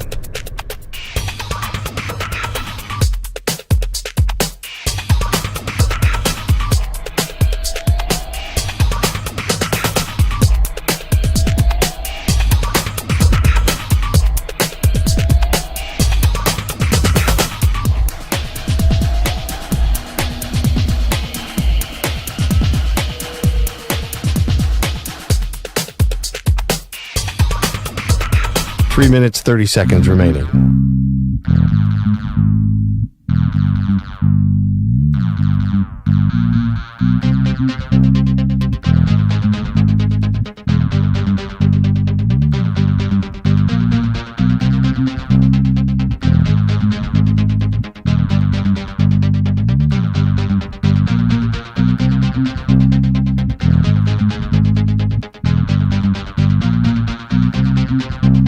Three minutes remaining.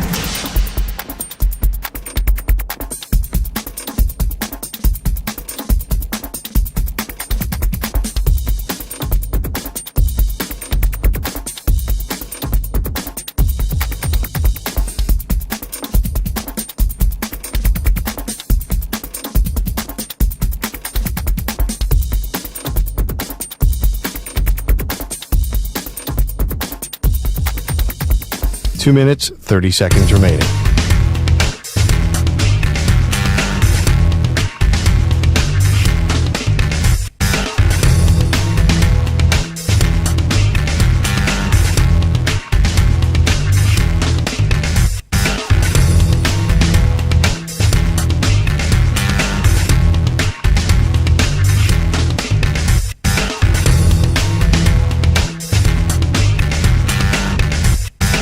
Two minutes remaining.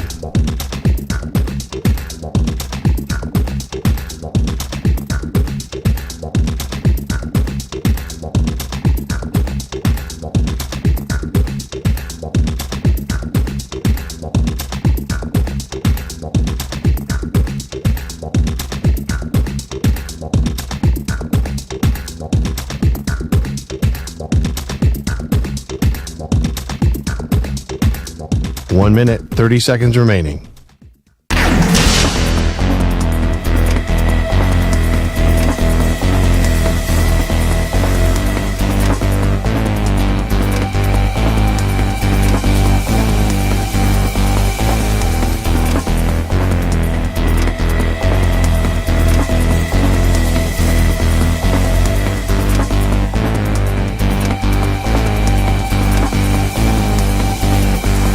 One minute remaining.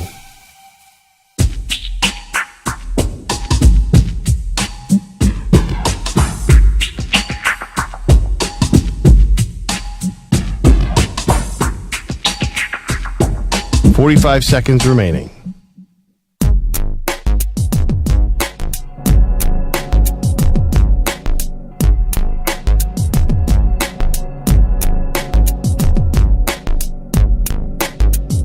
.30 seconds remaining.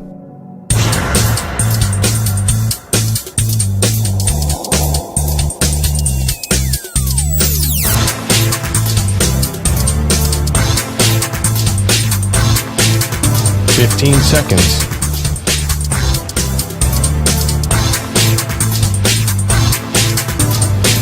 Break ends in 5 seconds.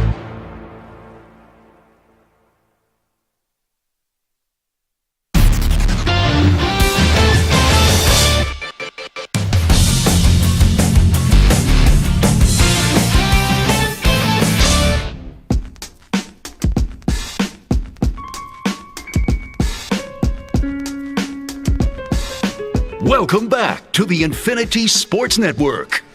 Alrighty, we're back here, Circa Resorts and Casino. It is the Zach Gelb Show, day one of 2 days, broadcasting to you live in Las Vegas. We just had Brett Favre join us for an exclusive interview, about 20 minutes long, talking about the Packers, the Jets. We talked about Mahomes, Caleb Williams as well, and then also this new film that he has coming out that he's an executive producer of, which is called Concussed, The American Dream, and it's an independent documentary film being released on August 27th, exposing the devastating toll that head trauma has had on Brett and other NFL players. Stu, I have my thoughts, but let me just ask you, because there was another set of ears, obviously, that has an open mic here that could chime on in.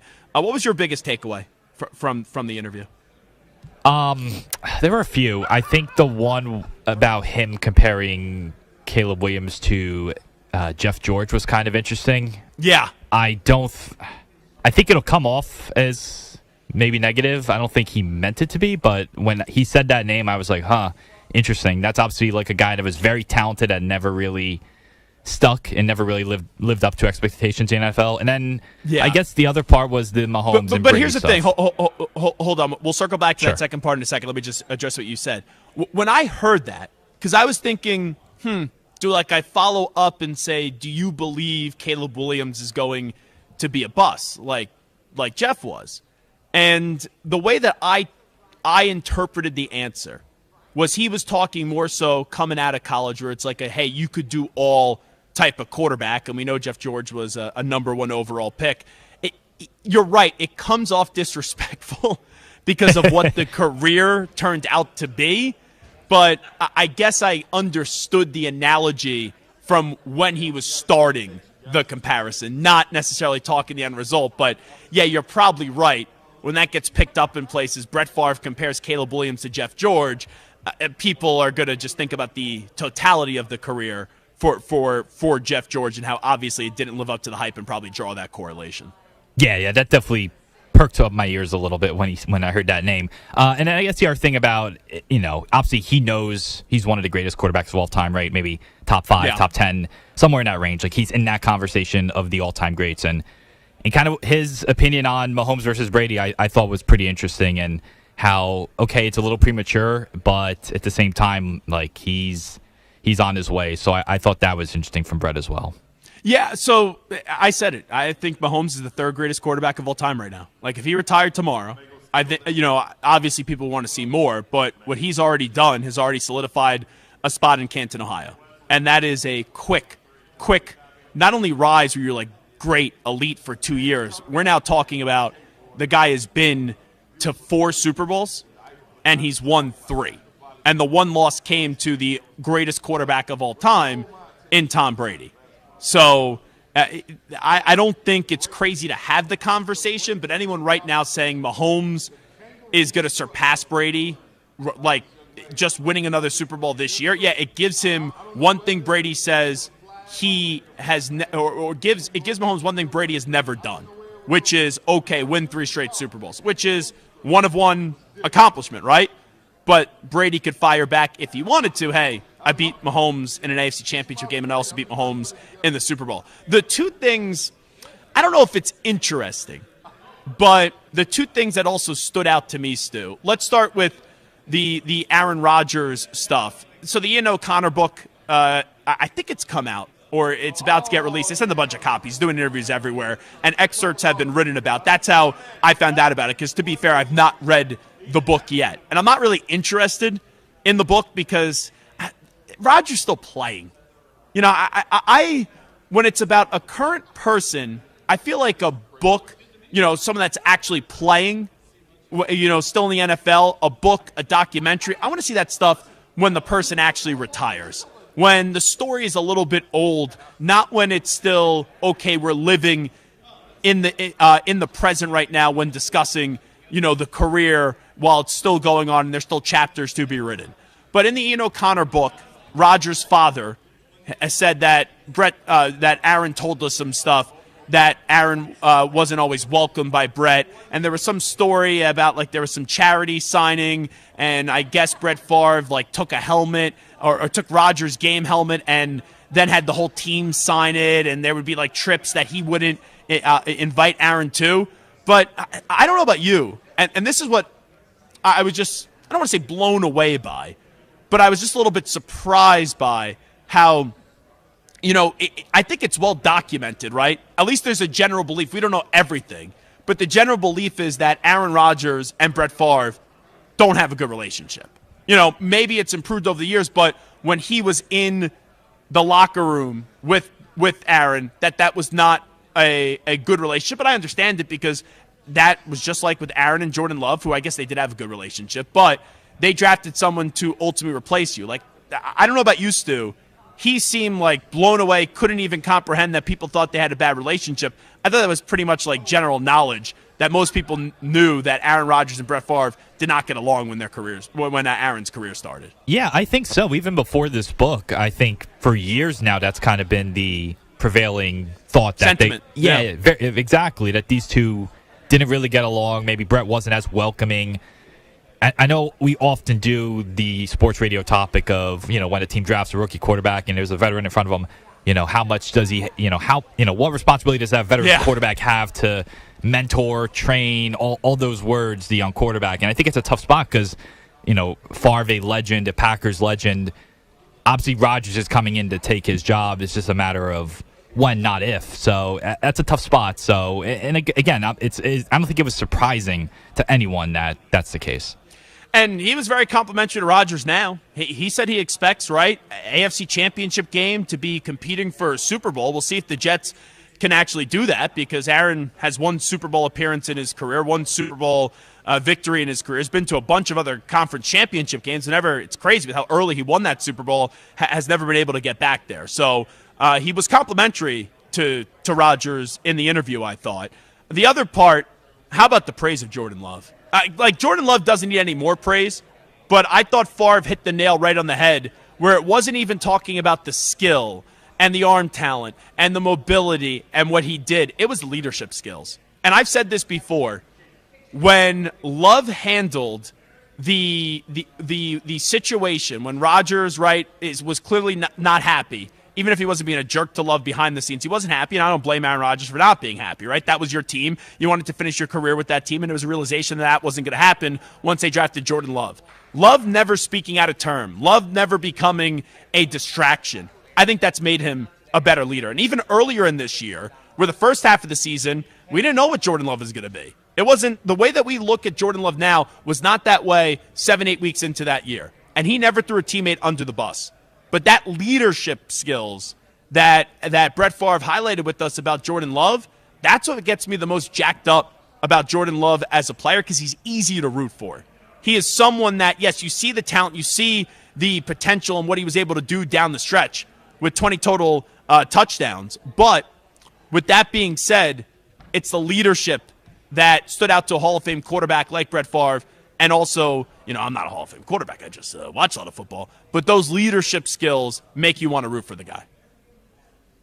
Yeah, absolutely. I agree totally. Like, Jordan Love has quickly become one of my favorite guys to watch just because of that.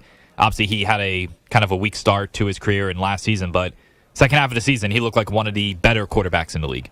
Yeah, no doubt about it. And, hey, that NFC North this year, whew, that's going to be fun. I know the Vikings without J.J. McCarthy and it's being Sam Darnold, even if they were, they'd be the fourth team. But you look at those other three teams inside the NFC North with the Lions, and you got the Packers, and you got the Bears. It's not crazy to say that the NFC North could send three teams to the postseason this year. The Lions, they're on the cover. Was it Sports Illustrated? I think I saw earlier today. They're the Super Bowl pick. So for whoever did write that, so I saw that was out there. The Packers, a lot of buzz about them with what they were able to do last year, getting in the second round. And the Bears, they're not your traditional, they're not your grandfather's number one overall pick because they got that pick via trade. And we know that the Bears had 7 wins last year. And I was talking to Mitch Rosen, who runs a Score out of Chicago and also operates BetQL for Odyssey. And I said, he asked me about the national. What he thought the national praise was, the national expectation was for Caleb Williams. I said playoffs this year. And I don't think that's crazy because that team won 7 games last year. I said to Mitch, I'm not asking for him to reach and touch the sky in year one. I'm asking him to win 2 more games than the team that got better this offseason won the year before. So I can't wait for the NFC North this year. All right, it's the Zach Gelb Show. We're live from Circa Resorts in Las Vegas. Absolutely love this place. I've been here before, but I appreciate them having us broadcast to you all today and tomorrow in beautiful Las Vegas. We'll take a time out. We will come on back. We'll update some of the biggest stories in the world of sports with some audio. We call that segment the News Brief. But first up, with the latest Infinity Sports Network Sports Flash, here he is, the Act Man, Rich Ackerman. Infinity Sports Network Sports Flash. The Falcons have had quite an offseason and added to it by giving corner A.J. Terrell a 4-year extension worth a total of $81 million. $65 million is guaranteed. The Commanders have dealt former first-round pick Jahan Dotson to the Eagles with a fifth-rounder. In exchange, they pick up a third-round draft choice and 2 more in the 7th. The Bears open the preseason schedule and kick off the final week of games. They'll face the Chiefs tonight, one of 2 on the schedule. The other features the Colts and the Bengals. The Mariners have reportedly fired Scott Service and are replacing him with former catcher Dan Wilson. Seattle had an 11-game lead in the AL West that is now 5 back and 7.5 out of a wild card spot.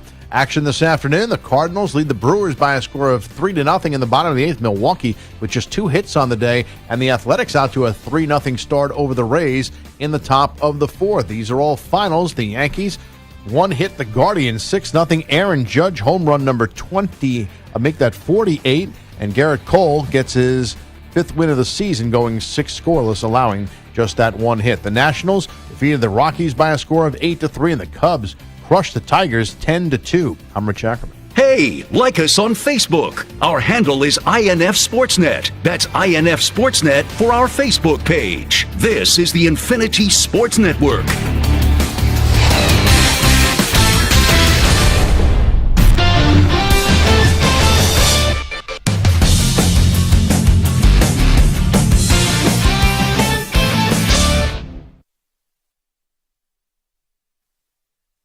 You're in a 5-minute break.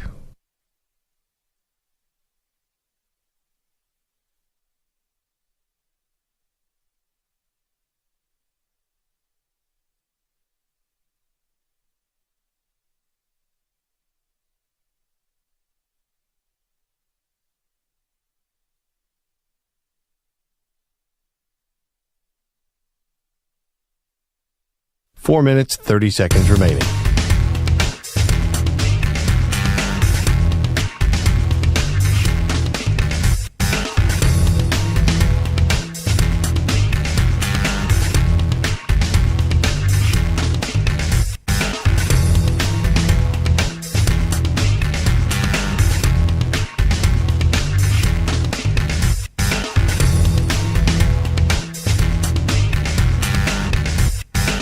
Four minutes remaining.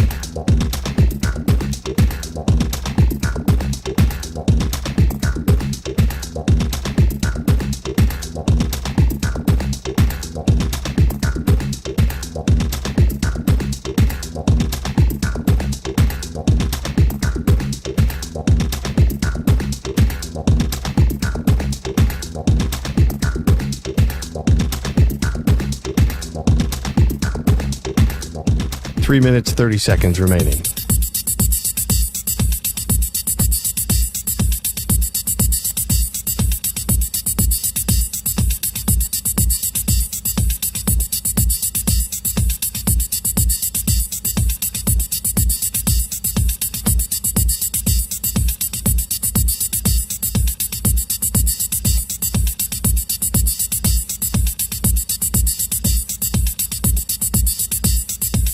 Three minutes remaining.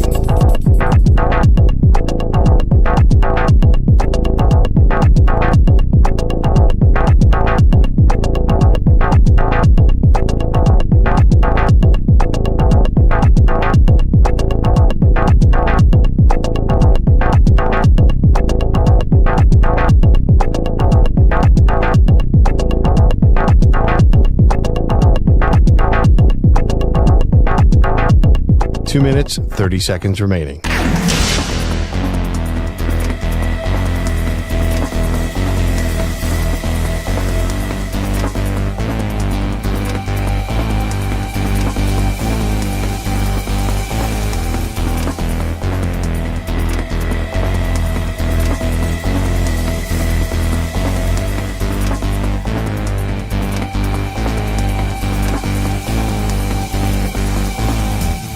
2 minutes remaining.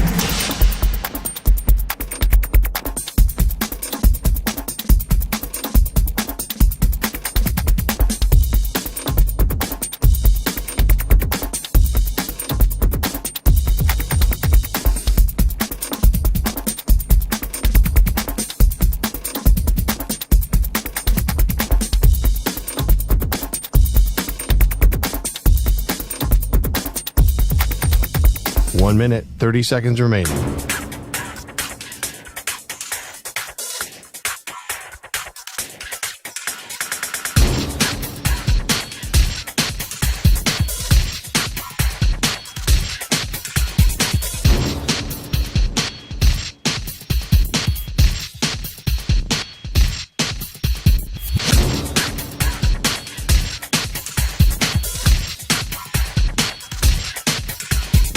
One minute remaining.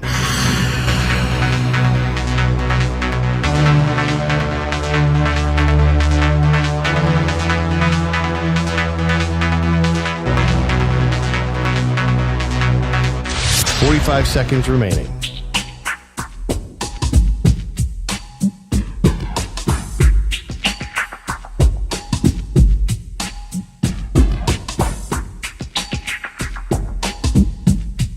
Thirty seconds remaining.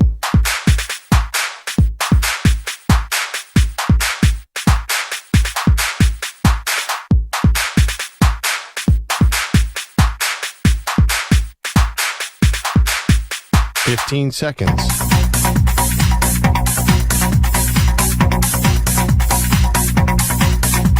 Break ends in 5 seconds.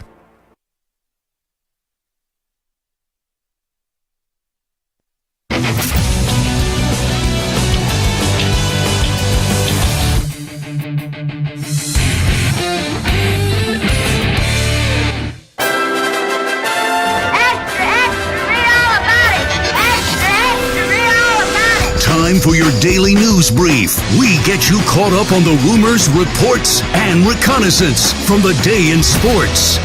And this portion of the show is brought to you by Ethos Life, the easy way to get life insurance in 10 minutes, up to $2 million in coverage with no medical exam and just a few health questions.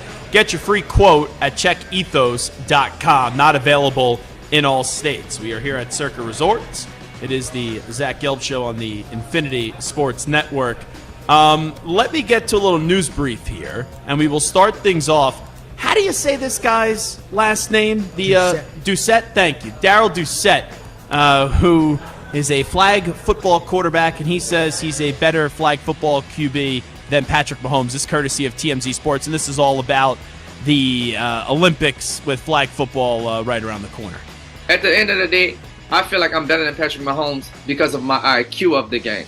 I know he's right now the best in the league. I know he's more accurate. I know he has all these intangibles. But when it comes to flag football, I feel like I know more than him. Stu, I know nothing about Darrell Doucette, to be fair. I will not do my homework on Darrell Doucette. I don't think anyone ever questions my work ethic, but to think that he would be better at flag football than Patrick Mahomes, where Mahomes would be even better than what he is right now when you actually get hit, that to me is just someone that I can't fault Darrell Doucette for what he did because he understands the assignment. And what I mean by that is this is his 15 minutes of fame.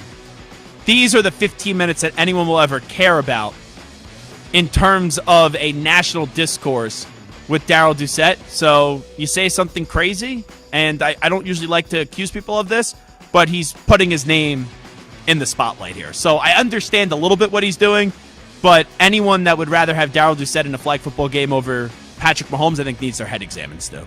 Yeah, I totally agree. There's a lot of insane things that we hear that is, one of the more insane things. It's on a different size football. It's not like it's Patrick Mahomes. Let's not overthink this. He would be amazing at any type of football, including flag football.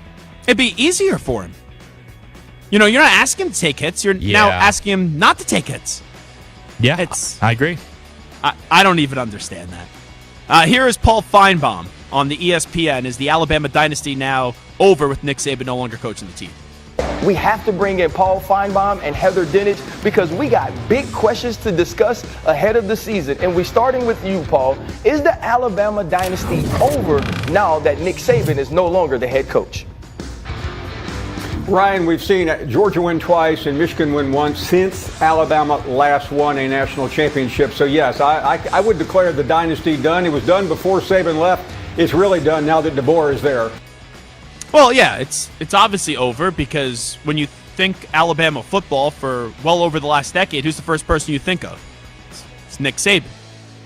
Nick Saban's no longer the coach. And now it's not a 4-team playoff format, it's a 12-team playoff format. So it's going to be tougher to win. With that being said, it doesn't mean that Alabama's no longer a force. It doesn't mean that Alabama's no longer a team to be reckoned with. Like, I look at it right now. If you ask me the top 5 teams in college football entering this season, I would say Georgia's 1. Then 2 would be Ohio State. 3 would be Oregon. 4 would be Texas. And then 5, it's Alabama. So even with this step back in this adjustment period, I still walk into this season anticipating that Alabama is going to be the 5th best team in college football. So Paul's not wrong saying the dynasty's over, but it doesn't mean that Alabama now goes into the pit of misery and they're a dreadful football program. They're still going to be one of the more elite programs that we have in college football. And DeBoer just got to a national championship game at Washington. Imagine what he could do now at Alabama. Let's listen up to Jerry Jones on the this story is like the Brandon Ayuk story and the Jamar Chase story. It's like, all right, do we need to keep on getting more info that's not really new info? But, Jerry Jones can't help himself. Here is Jerry Jones on the CeeDee Lamb negotiations. Does your level of concern rise the further camp goes along and CeeDee isn't part of it, as with all this good work being done out here? No, and I don't mean that to be insensitive to our fans or to CD. But we're in good shape there. And we are having our promising talks. Say, well, why you keep talking? Won't you do something? Again, as in anything, it takes both of you there at the same time. But I believe it's got the proper amount of everything, emphasis, importance for everybody involved here, and we'll see how it goes. Stu, does the deal get done by week 1? We're 2 weeks away from the start of the football season. Yeah, we're almost there. I mean, I think it does, but knowing Jerry and knowing the Cowboys, who the hell knows? But I think 1 will get done. If it doesn't, I wouldn't play week 1. Yeah. If I'm CeeDee Lamb. Remember, I said this before. They go up against the Browns. That offense is going to be dreadful without him. You could really make a Chris Jones type of statement if you want to, like what he did with Kansas City last year, sitting out that first game up against the Lions. And it wasn't even like the Chiefs defense played that poorly, but they lost the game. And that's just what everyone dumbed it down to be up. They got to go find a way to give Chris Jones whatever he wants, within reason. So, to me, I would sit out. I read that CeeDee Lamb wanted like $33 million a year or something like that, and the Cowboys weren't willing to go that far. Or maybe it was only $33 million and he wants more than that. So maybe CeeDee's asks are a little bit unfair, but if he resets the market at wide receiver, he gets, moves past Justin Jefferson. I can't really say that, that's inconceivable to me. Because even though I think he's a great wide receiver, I wouldn't say he's top 3 wide receiver in the sport, but he's not like that far off from being a top 3 wide receiver in the sport. Let's hear Jerry Jones. We go from CeeDee Lamb to Dak's contract. Well, again, we're just continuing to talk, and the thing is there that since we're really in season, we're practicing, we're doing all those things, operating under his existing contract, which is really good. One of the things that I would like for our fans to really understand is that 9 times out of 10, these are existing contracts that you have in place. And you should be able to operate under those. But we've gotten it now in the NFL. Other teams are dealing with it to where with time on the contract, you still might have a contract discussion. And that's what we're doing. But none of us, player or teams, want it to hurt the preparation or the likelihood of playing at your best opening day. I'm confident CeeDee Lamb and the Cowboys will eventually get a deal done. Stu, I don't know if Dak and the Cowboys are getting another contract done. There's not going to be. Once they didn't get it before the start of free agency, you knew they weren't going to give him a long-term deal just with the lowering of the cap. It doesn't make sense. But Dak can hit free agency if he wants with that no-tag clause. And I would love to know if I could sit down with Dak and have him actually be truthful. how much is he thinking about leaving the Cowboys after this year? Because I don't think it's out of the realm of possibilities, because life could be easier for Dak Prescott if he leaves the Cowboys.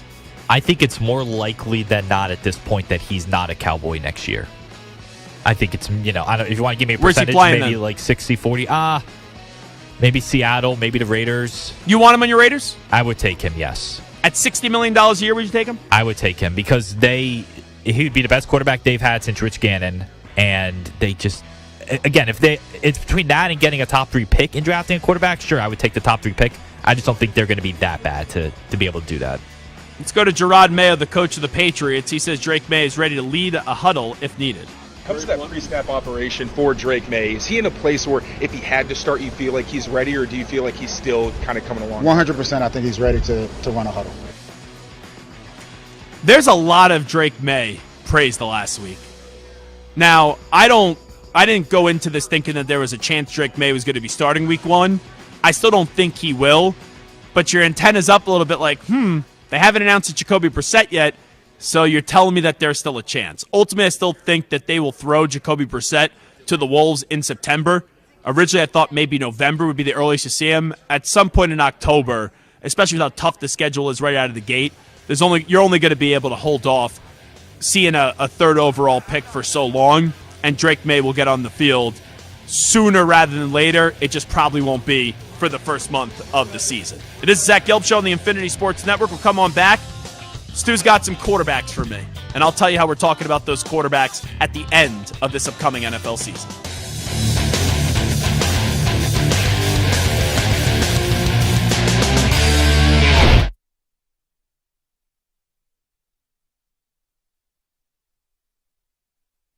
You're in a 5-minute break.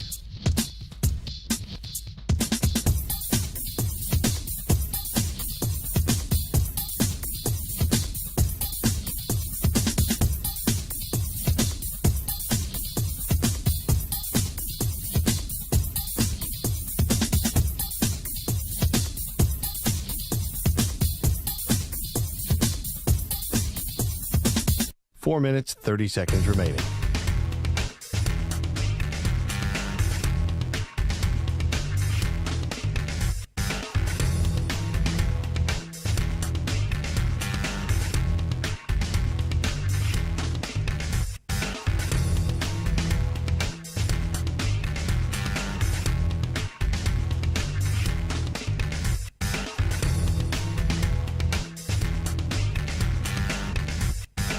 Four minutes remaining.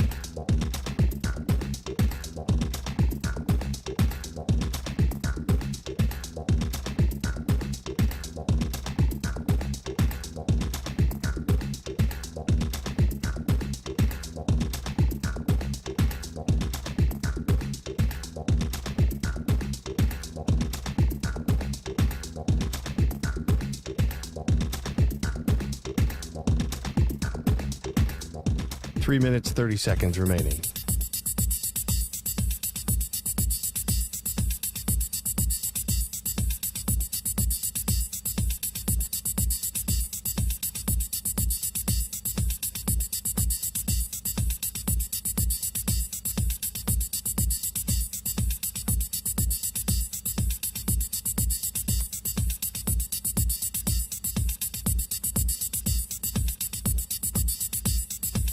Three minutes remaining.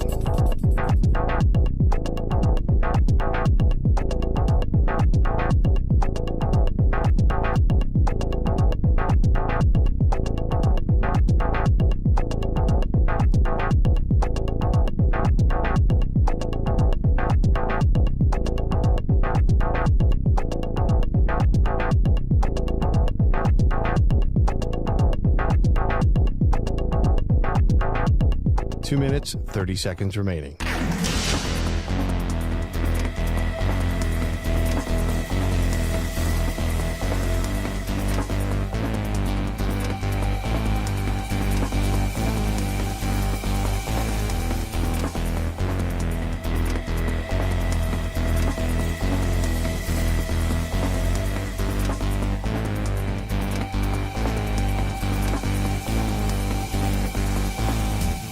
Two minutes remaining.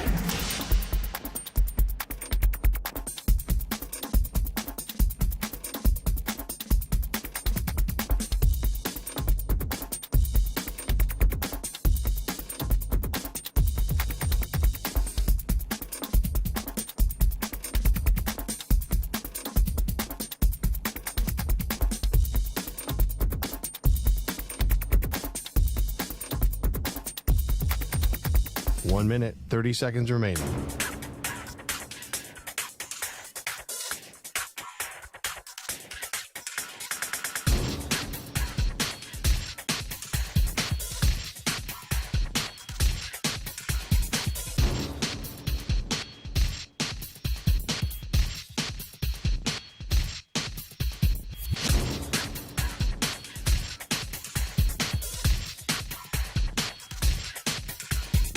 One minute remaining.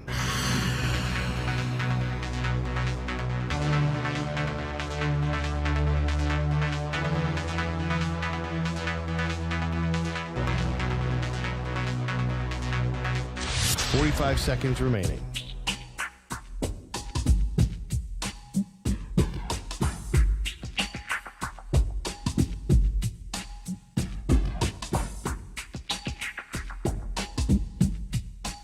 Seconds remaining.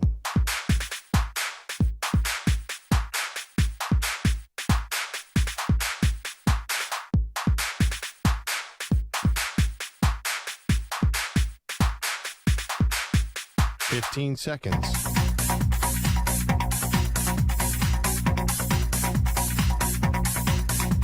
Break ends in 5 seconds.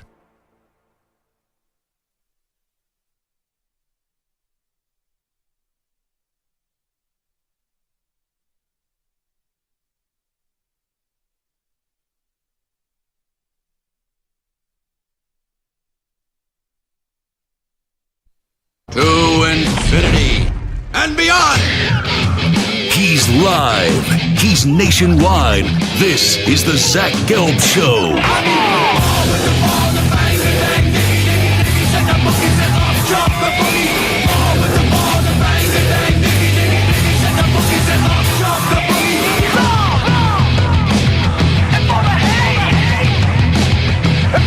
Here's your host, Zach Gelb. Hour number 3 of our radio program. It is the Zach Gelb Show on the Infinity Sports Network. We're coming to you live today from Las Vegas. We're here today and tomorrow, broadcasting to you from Circa Resort and Casino. Always love when we get out here to Vegas. And how I feel arriving to Vegas today is probably how you should feel leaving Vegas. But I guess I wanted to feel that way going in, going to the Springsteen concert last night. And then not getting to my hotel till, I don't know, 1:15, 1 o'clock in the morning, and then not going to bed until 2 a.m. Eastern time, and then waking up at 5, and then leaving the hotel at 5:30 to then fly across the country to get here in Las Vegas. But, man, Circa Resort and Casino, even though I walked into today like, ugh, I got to get up, ugh. I got to get on a 5 or 6 hour flight. Man, the hospitality and the service that they provided here has been unbelievable. The room, fantastic. I think I'm on like the 26th floor or 27th floor or something like that. And if you're not familiar with Circa Resort and Casino, yes, they are the casino in Las Vegas. When you look at all those TVs on the big screen that you see people relaxing and enjoying from the pool, that's the casino. And I've been here before. It is wonderful. They picked us up in ridiculous style today in a limousine. And I was enjoying myself in the limousine, getting the complimentary orange juice and water. There was some other drinks as well, but I did not partake because I had a radio show to host. You know what? Could have a few pops here or there. But on the way back, I will be thoroughly enjoying that limousine, and I hope it's still fully stocked. There are a lot of media members here, so you never know. They could take all the food and alcohol just out of this city. No, but in Vegas, obviously, they have endless supplies of that. So we're here for the next hour and then also tomorrow for a big 3-hour show talking all things NFL, college football, as we do have college football starts this weekend, which is crazy. Now, it's week 0. So I know you got Florida State, Georgia Tech, but week 0 to me is not the start of college football season. It's next weekend. And next weekend, our old pal, Sean Marash. I go to his house each and every Labor Day weekend. I think this is now the 4th straight year that I've gone to Mraz's house on Labor Day weekend at Bob's by the Bay. And I'm in charge of bringing the Chick-fil-A the last 2 years. So I bring a big Chick-fil-A tray. And you know this. there's only one place that could maybe top Vegas for food. It's going to Mraz's house. The spread there, wings, the Bayou Bear, if you're familiar with the DA show, he's smoking brisket, smoking ribs. They have a ton of sausage and hot dogs and hamburgers. It just goes on and on and on, and it is an all-day marathon. When I've hosted Eye on Football, obviously, the last 3 years, I believe, and that's an 8-hour marathon. Going to Mraz's for Labor Day weekend to watch the first weekend of college football, that is the Eye on Football version of what I call a marathon in terms of the eating world, and then also watching college football where we were placing all these bets and having a lot of fun. So fired up that starting this weekend, we got football, and it's all the way through, obviously, January and February, where eventually the college football season ends in January, and then you have the NFL season end in February. All righty, Stu, give me some NFL music. You're going to give me some quarterbacks. We will go one by one. I think we have like 10 or 11 here, and I will tell you how I'm going to be talking about this quarterback at the end. Ugh, so sad. The end of the NFL season hasn't even got started yet, and we're already talking about the end. But Stu, fire away. All right, fresh off of a big contract, how about Tua Tagovailoa? I think people are going to talk about Tua and what he said about Brian Flores the other day, right or wrong. I think people are going to throw that back in his face because Tua has taken a victory lap. Tua was in the playoffs last year. Tua got the contract. With that being said, though, I think this year is a year that the Dolphins miss the playoffs, and even if they do make the playoffs, I don't feel good about them winning a playoff game. They have a lot of talent. Tyreek Hill, Jalen Waddle, Devon Achane, Raheem Mostert. You get Jalen Phillips already back. We'll see when he's going to actually play in a game. There's a lot of Jalen Ramsey. There's a lot of talent on that team. But the AFC is so deep. The AFC East, still the Bills division until they lose it. The Jets, they're going to have Aaron Rodgers with the great defense.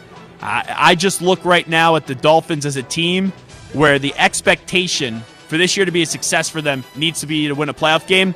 I don't think they win a playoff game this year, and Tua's good, not great. And I think we look back at Tua at the end of the year and we go, is he really worth what they're paying him? An injury cut his season short last year, Deshaun Watson. Not worth the money. Still not an elite quarterback. The Browns are another team. You're paying that quarterback that much money, no excuses. Because without Deshaun Watson last year, that was a playoff team. I don't want to hear any Cleveland Browns fan bitching and complaining about Kevin Stefanski this year. Kevin Stefanski in Cleveland has won 2 Coach of the Year awards and has had the Browns in the playoffs twice. This is on Deshaun Watson, and they have enough talent. I think he may be the quarterback under the most pressure this year. You could talk about Watson, you could talk about Rodgers, talk about Hurts, Trevor Lawrence as well, Tua, Dak Prescott, a bunch. But I look at Deshaun Watson, the last time we saw him be a great quarterback was in 2020. And I know a lot of times he's not been on the field because of his own wrongdoing and off-the-field allegations, which has been well documented. And last year, it was supposed to be the full season, and then he got hurt. So there was no pending suspensions there. So for everything to come together this year, where they're better than where they were last year, you would think, oh, hey, you get Watson back, you'll be better, and they were a good team last year. I'm not going there. I still think we are unsure how to talk about Deshaun Watson, and we start to really move far and far away from viewing him where he once was in 2020s. That was top 7 or 8 quarterback. You know what? Think about this. We have done a lot of top 10 quarterback conversation. And what have I said? There's 7 quarterbacks that without a doubt have to be in the top 10. And then there's anywhere between, there's 7 other guys where you could label them anywhere, 7 or 8 guys from spots 8 to 14. It's like somewhere in that realm. I don't think we've thrown Deshaun Watson in that conversation once this summer. So it shows you how far that Watson has fallen, where he's kind of out of sight, out of mind. So I still think we're looking at Deshaun Watson saying, not going back to showing you a level that he was once capable of many years ago. He won his second MVP, but not able to get over the hump in the playoffs. Lamar Jackson. Still with playoff concerns. Great player, but in the postseason, doesn't get the job done. And I've defended Lamar for a long time, but last year is indefensible. You had one good half in 2 playoff games where you earned, I don't want to say gifted, you earned home field advantage. And when the Chiefs were vulnerable, where Mahomes, he said it to me. Patrick Mahomes, he said this to me after the game, after the AFC Championship game, when I was in that locker room and talking to him about how he was a game manager in that game. Think about that. And the Ravens couldn't find a way to get the job done when Mahomes was playing like a game manager and the Chiefs were vulnerable and they were there for the taking. I just don't see how Lamar and the Baltimore Ravens, who are a very good team, no one's telling you trash, no one's telling you bad, but I don't see how they're playing in Super Bowl Sunday. And for Lamar, it doesn't matter how many more MVPs you win, it doesn't matter how many more great regular seasons you have. It's about getting to a Super Bowl and winning a Super Bowl, and I don't think the Ravens are going to do that this year. So the conversation will be, great regular season player, but come playoff time, not a guy that's winning a Super Bowl. A strong sophomore year, but a disappointing third year for Trevor Lawrence. Redemption. I think this is a redemption year for Trevor Lawrence. I like the Jaguars to win the division. I still think the Texans will make the playoffs, and I love what the Texans have done with C.J. Stroud, DeMeco Ryans, and Will Anderson. But that was a Jaguars team that this time last year, people were talking about them how we're talking about the Texans this year. And last year, Trevor Lawrence got hurt, right? They still have a very good coach in Doug Peterson. I know Lawrence has been up and down in his NFL career so far. I think this is a year where they start to move back in the right direction, and Trevor Lawrence shows you that there's a reason he was a number 1 overall pick. I have this being a redemption season for Trevor Lawrence. He finally gets his head coach in Jim Harbaugh, Justin Herbert. I think at the end of the year, we're talking about Justin Herbert in what the Chargers can become a year from now. I don't have high expectations for the Chargers this year, but when you have Brandon Staley as your head coach, which everyone knew she should no longer have been the coach last year, just putting in, we all know Harbaugh is more than competent, but just having a guy that actually deserves to have the job and is a pro football coach and a pro head coach is going to do wonders for Justin Herbert. Because they're still going to throw the ball a ton with Justin Herbert. But you look at the way that they're building that team with the offensive line, Slater, and they drafted Alt out of Notre Dame. Harbaugh always has a big physical offensive line. And the running backs are still a question for me with Edwards, and you have J.K. Dobbins, and the receivers are a question mark. But I think they're going to make football easier for Justin Herbert. And there will be some good moments, there will be some bad moments, but I think at the end of the season, even if they don't make the playoffs, you're going to say, okay, I'm really excited to see what this can become a year from now. I think this, even though it feels like a season I don't have much hope for the Chargers, I look at this as like the appetizer, that you're building towards the meal, you're building towards the main course, and this is the laying the foundation year. We touched on it last hour and what could be the final season as a Cowboy. What about Dak Prescott? I think it will be two conversations. One, people will say, now he's going to get $60 million a year. But one, people are going to say he's not worth it. And then also, in the next breath, people are going to say, hey, get out of Dallas. I do not expect this to be a good year for the Cowboys. McCarthy, final year of his deal. Dak, final year of his deal. CeeDee Lamb, no new contract, even though I think he'll get one soon. Micah Parsons, no new contract, even though I think he'll eventually get one. There's a lot of distractions. And Dak has to ask himself, even though they pay him a lot, even though sometimes he feels kind of immune and numb to it, how much longer do you really want to put up with this when you could still get your money and go elsewhere and be in a better situation? Because right now, it's like outside of CeeDee Lamb and offense, and Zach Martin on the offensive line, what do the Cowboys really have? Not much. So that's the way that I think we're talking about Dak trying to get out of Dallas at the end of the year. The Eagles started 10-1 last year, but fizzled out. How about Jalen Hurts? I think Jalen Hurts is going to show that he's an MVP. I'm not saying he's going to win it. I believe Josh Allen's going to win the MVP this year. But you look at guys that are set up to have a chance to win the MVP. I don't think Lamar Jackson's winning his third MVP this year. I don't. Mahomes is in such an elite spot now. They're going to look for reasons to not give him the award. You look at the Bills, you look at the Eagles. People unsure what to expect out of them entering this year. Philadelphia has a ton of talent, and Buffalo lost some of that talent. But if Josh Allen wins the AFC East, I think he wins an MVP this year. I really do. And then for Jalen Hurts, with all the weapons around him, Saquon, A.J. Brown, you also have Devontae Smith. They just traded today, Jahan Dotson. Why do people still make trades with Howie Roseman? Seriously. That's an unbelievable move and a low-risk, high-reward move for a third wide receiver. Brilliant job by Howie Roseman. And even without Kelsey, the offensive line is still going to be really good. And you have Dallas Goedert at tight end.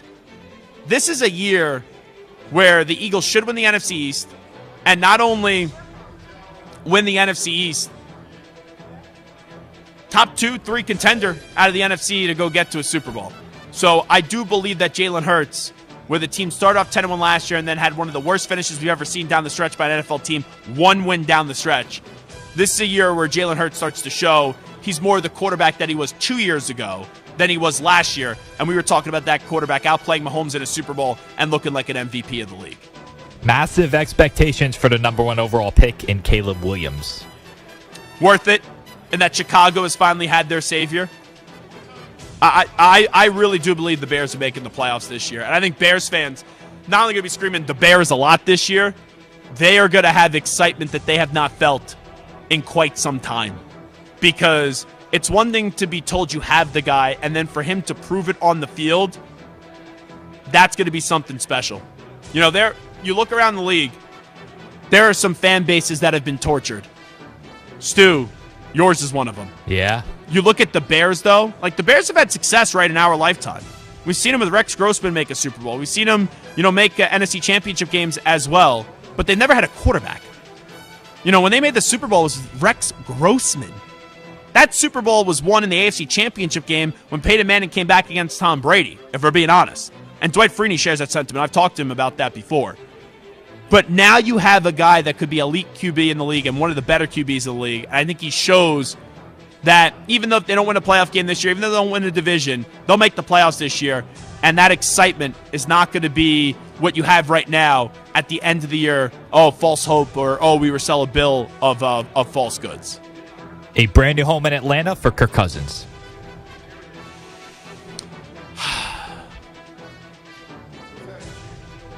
That's a great one. Because I think Kirk this year is going to win the NFC South.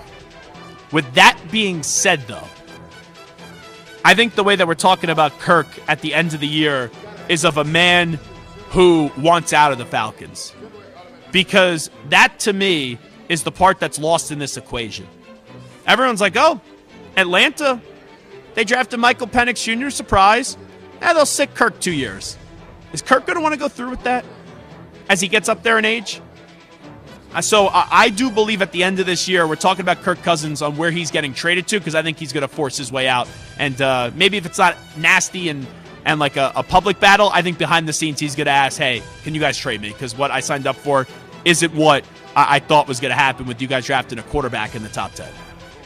As his rookie contract begins to wind down, Brock Purdy with the 49ers. As a better quarterback than what people want to give him credit for, it's almost dummy proof. Like, you look at that San Francisco offense, assuming Ayuk stays there, and I do believe that's the case, and Christian McCaffrey's got to be healthy, but you still have Kittle, you still got Debo, you got a great offensive line. They'll figure out the Trent Williams situation. Brock Purdy, even if they lose in the divisional round, I still look at Brock Purdy as having a really damn good season.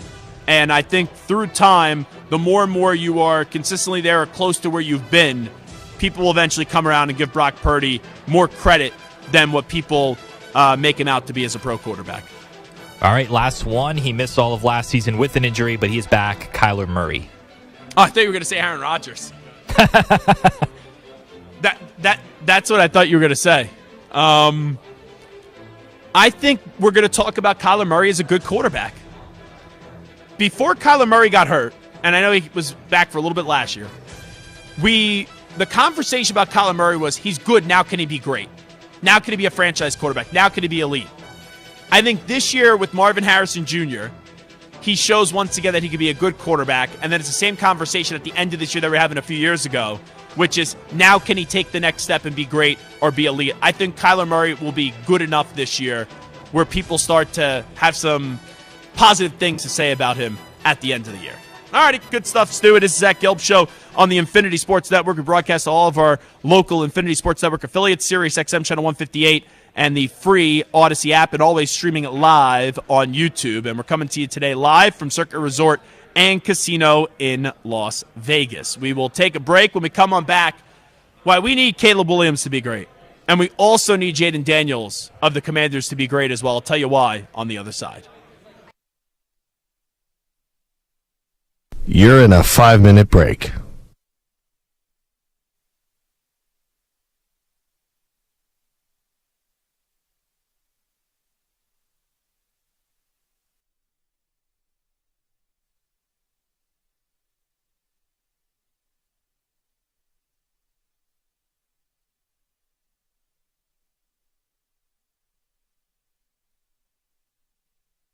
Four minutes, 30 seconds remaining.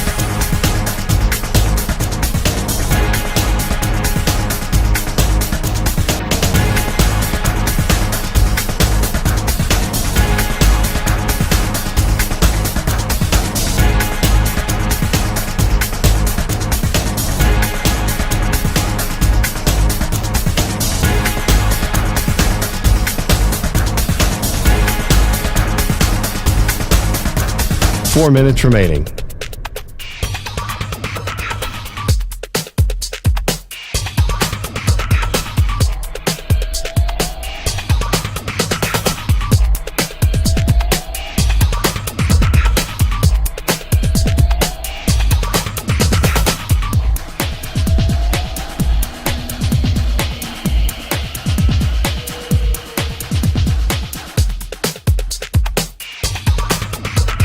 Three minutes, 30 seconds remaining.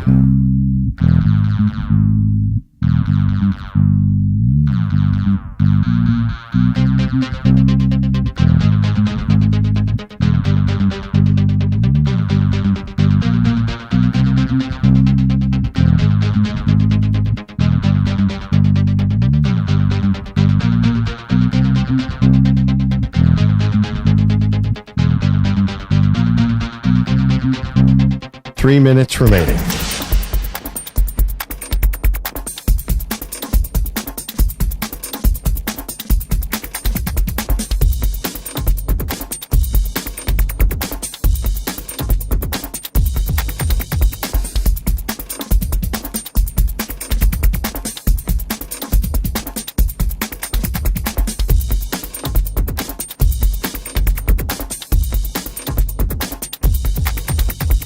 Two minutes, 30 seconds remaining.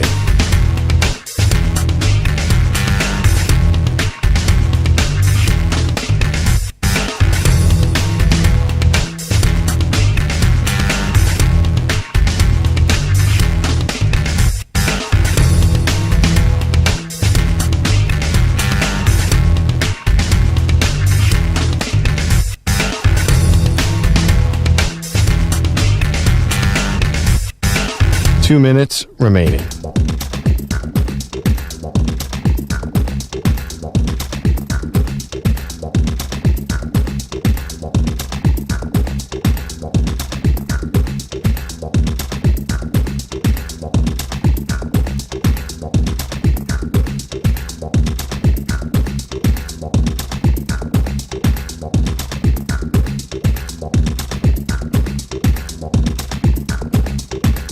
One minute, 30 seconds remaining.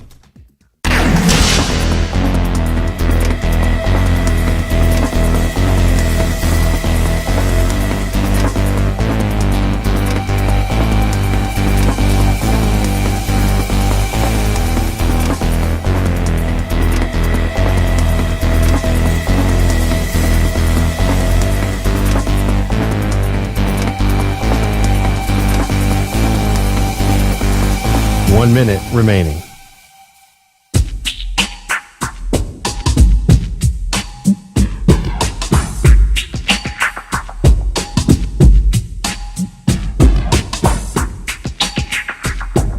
"45 seconds remaining.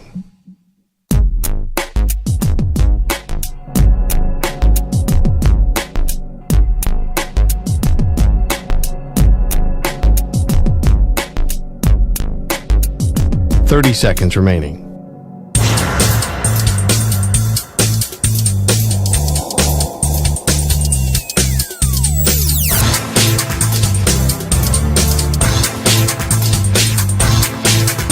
"15 seconds.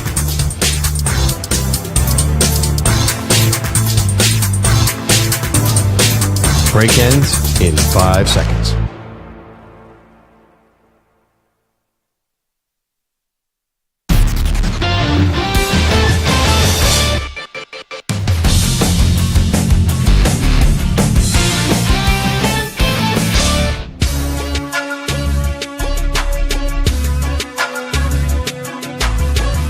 You're listening to the Infinity Sports Network. All right, coming to you live. It is the Zach Gelb Show for 40 more minutes, broadcasting from Circa Resort and Casino in Las Vegas on the Infinity Sports Network. A few questions I have for you, Stu, before we get to this next topic, and it sets it up. Have you ever had a chicken bake? Just wondering, from Costco. I have not, no. Oh, I'm surprised, Stu. Yeah. Especially how some in the YouTube chat have a certain perception of you and some things that you may do and some festivities that you may partake in. I'm very surprised you've not had a chicken bake. Have you ever had a double chocolate chunk cookie from Costco? I honestly have never been to Costco. You've never been to Costco? I've never been to Costco. I've been to Sam's Club a few times, but I've never been to Costco. You growing up, you never went to Costco with your parents? No, they shop at a regular grocery store. I live in a small apartment that can't store enough stuff. I don't go to Costco now. So you have no clue who Big Justice and AJ are? No clue. Oh, man. Now, you would say the best dynamic duo of your lifetime. I know your answer. It's Shaq and Kobe, right? That's right, definitely. They are the Shaq and Kobe of the social media world right now when it comes to Costco. They do this thing called Boom or Doom, and they're Costco guys, and they try things at Costco, and they give it a boom or a doom, and they do that with other restaurants as well, and they obsess over chicken bakes and the double chocolate chunk cookie. I think it's double chocolate chunk. No, yeah, double chocolate chunk cookie. So you have no clue. You're on TikTok, right? I am. I'm on TikTok Reels. I have not seen this. And you've got nothing with Big Justice and AJ. We bring the boom to you. Nothing. No, that does not resonate at all, unfortunately. Oh, my God. I'm surprised. I'm shocked. I guess I have a little homework tonight. Yeah. You'll go down the rabbit hole, and then you'll never get out of it with Big Justice and AJ. I think, actually, AJ was a former wrestler. He is a large man, and then Big Justice is his son. He's probably like 12 years old or something like that. So I'm just going to ask you this real quickly. For their careers, I think this is pretty self-explanatory, but if you need an explanation, let me know. Boom or doom? So boom would be like you think the guy's going to be worth the hype. A doom, you don't think he's going to live up to the hype, okay? Sounds great. So just give me a boom or a doom. Caleb Williams. Boom. Ooh, that's a good boom by Stu. How about Jaden Daniels? Boom. Ooh, Stu's really getting into it. Now, this is an important one. Drake May. Doom. Sorry, Zach. Just may as well call me a Raiders fan. Seriously. Don't have any quarterback. Don't have any hope. People should just feel bad for me. All righty. What about Michael Penix Jr.? Boom. Okay, that's 3 booms. J.J. McCarthy. Doom. And then Bo Nix. Doom. Doom. So you think this draft class, in just the first round for quarterbacks, is going to be 50%? That's what you're telling me? Yes, I think 3 will have good careers and 3 will kind of be disappointing, yeah. Okay, so to what level of disappointment? Like Drake May as a quarterback will be what? Drake May will not be a starter by year 3. Wow. So not even getting a second contract. I think he'll... Yeah, I don't think he'll get a second contract. So, huge bust. Yes. That's really depressing and morbid. I know. I'm sorry, Zach. Should I just start the tank for Arch Manning already? Is that really what my football fandom has become after seeing 6 Super Bowl championships? I'm now I got to start scouting. Should I just start scouting Tom Brady's kid? And if he's going to be a football player or not? Like, that's depressing that you're already telling me that Drake May's not going to see a second contract. All right, Bo Nix, same thing. What will he be? I know you don't think he's going to be great, but how bad? I don't think it'll be as bad as May, but along those lines where he is not reaching his second contract with the Broncos. He'll be a journeyman quarterback. So you're not even saying in one of those conversations, hey, good will get paid, but not very good or even great. Yes, that's correct. J.J. McCarthy. See, I'm higher on McCarthy than the other two, as if I think he'll be a serviceable guy, a guy that could be a backup his whole career. But in terms of being a starter, that's, you spend a top pick to get a guy to, get to a few Pro Bowls, get to maybe a Super Bowl, deep playoff run. I don't think McCarthy's that guy. I think he'll be a serviceable backup, though, for 10, 12 years. Okay. So I think the two most important, if I didn't have a dog in the fight, if I'm just a football fan, like who was the actor that wore the NFL hat all those years ago? Do you remember who that was? Stu? I could picture him, but Yeah. It was an actor. I forget who he was. He was on a sideline. He basically looked like an NFL ref. He had an NFL hat on. Rob Lowe. Rob Lowe. Thank you. Did Jack Carty give you the assist? No, I Googled actor NFL hat. Stu's quick with his fingers. I didn't realize that. So, all right. So it was Rob Lowe. So when we get into just being a neutral NFL fan, it is so important that Caleb Williams and Jaden Daniels end up being booms and not dooms because of the discrepancy right now in great quarterback play in the AFC compared to great quarterback play in the NFC. The NFC, the best quarterback is Stafford right now. However, Stafford's not viewed as an elite quarterback. And you look around, like, big year for Jalen Hurts, big year for Dak Prescott. Some people won't call them great, and I can't fault. I'm one of those people. Right now, I'm not calling Jalen Hurts great. I think he's good. I think he can be great. But you got to now see it. Dak Prescott, right? Been a good quarterback, not a great quarterback. There's a large sample size. You look at the NFC North. Jordan Love is paid like a great quarterback, had a great second half of the season. Jared Goff is very good. I wouldn't call him great. So you go around, Brock Purdy, good quarterback, not great. It's like you go around that conference. There's some guys that are good, that these are big seasons for them, where maybe we're looking at them as great quarterbacks at the end of the year. But in the AFC, you look at great quarterbacks, Mahomes, Rodgers, Burrow, Josh Allen, Lamar Jackson, what C.J. Stroud was able to do early on, what Justin Herbert can potentially do. The AFC is loaded. And in the NFC, you have Caleb Williams, who is supposed to be transcendent, supposed to be generational. In my last 10 years or so living, it was Andrew Luck, Trevor Lawrence. Like, those were the guys so hyped coming out of college for years and years and years that you knew they were going to be the number 1 overall pick. That was the same with Caleb Williams. And then with Jaden Daniels, at Arizona State, no one thought he was going to be the 2nd overall pick in the draft. And what he did the last 2 years at LSU, he is fit to play quarterback in the NFL in the year of 2024. Big arm, can run for a crap ton of yards, and he's just an explosive playmaker, an explosive quarterback. And also, more importantly, Stu, not only do we need those two guys to be booms in terms of the difference and the disparity right now in the AFC compared to the NFC, look at those fan bases. Chicago has never had a quarterback. They've never had a quarterback in franchise history throw for 4,000 yards. Caleb Williams is going to throw, as long as he's healthy, for 4,000 yards easily this season. And you look at the Commanders, that fan base has had their pride just sucked out of them. And the life sucked out of them because of what Daniel Snyder did. I've gone to games at that dump of a stadium at FedEx Field. there's more fans of the opposing team all the time. There was once a game, it was actually when I left the company before coming on back, when I went to Sirius for about 3 months before they said, oh, hey, we want to give you your full-time show here at the time CBS Sports Radio. The last, when I announced on the air that was it for me in the 2 to 6 a.m. Eastern time slot, I took a train down to FedEx Field to watch the Patriots play, at the time the Redskins, now the Commanders. And I felt like there was more Cowboys fans. The Cowboys weren't playing the game. I thought maybe I bought tickets to the wrong game.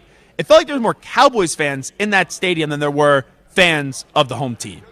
That's a fan base, though, that now has got rid of Daniel Snyder. Josh Harris is in. Adam Peters is their GM. Say what you want about Dan Quinn. Dan Quinn is a solid football coach. But now you need playmakers. And Jaden Daniels is supposed to be that playmaker. He's supposed to be that franchise quarterback that organization has been looking for a while. And to see those fans come back and actually have some optimism and some hope, I kind of hope that Daniels is the real deal and Williams is the real deal as well. Because if you're a fan of the Commanders and the Bears and what you are being told you're getting right now and what you've been told you've been getting in the past and how it's failed over and over and over and over again, if it doesn't work now, it's almost at the point like, why should I believe that it's ever going to work again? So those two reasons to narrow the gap from the AFC to the NFC is why we need Williams and Daniels to be great, but also those are two fan bases that, quite frankly, just deserve it. It is Zach Gelb Show on the Infinity Sports Network. Come on back, one more segment today as we are broadcasting to you live from Circa Resort and Casino. We'll be here all day tomorrow as well. Let's send it back to our New York City headquarters, though, first with the latest Infinity Sports Network Sports Flash. Here he is, the Ackman, Rich Ackerman. Infinity Sports Network Sports Flash. Like wide receivers, those that cover them, the cornerbacks are now getting paid, and the Falcons have given A.J. Terrell a 4-year extension worth a total of $81 million, $65 million of which is guaranteed. The Commanders and Eagles pulled off an intra-division trade with receiver Jahan Dotson headed to Philadelphia with a 5th-round pick for a 3rd-rounder and 2 picks in the 7th round as well. Summer is winding down for NFL teams who are about to play their final preseason games, and the final week kicks off tonight with a pair of games, starting with the Colts and Bengals. Also tonight, the Bears, with Caleb Williams sitting out this one, will meet the Chiefs. The Mariners have fired manager Scott Service, with former catcher Dan Wilson taking over. Seattle blew a 10-game lead in the AL West and is now in danger of missing the playoffs. There were lots of games today, and right now, the only one still going, the A's have a 3-1 lead over the Rays in the bottom half of the 7th. Garrett Cole combined with the Yankee bullpen on a one-hitter of the Guardians. Yanks win 6-0. Aaron Judge, home run number 48. The Nationals down the Rockies 8-3. The Cardinals blank the Brewers 3-0. And the Cubs crush the Tigers 10-2. I'm Rich Ackerman. This is the Infinity Sports Network. Follow us on Instagram. Our handle is Infinity Sports Network. That's Infinity Sports Network to follow us on Instagram.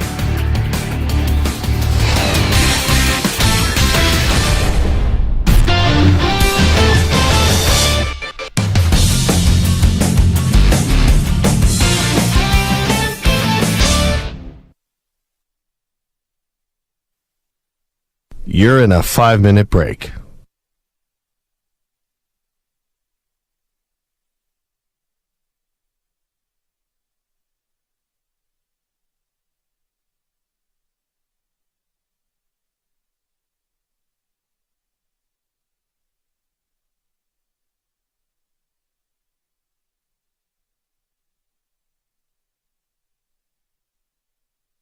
Four minutes, 30 seconds remaining.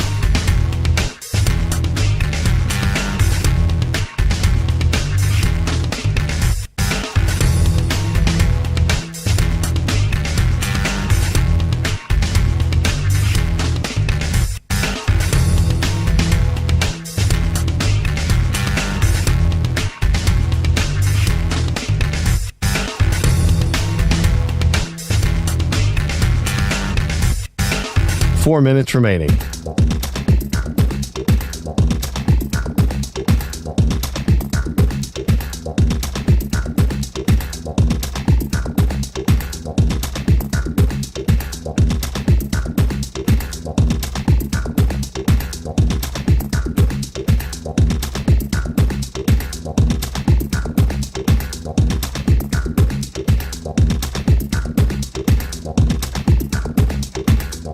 3 minutes, 30 seconds remaining.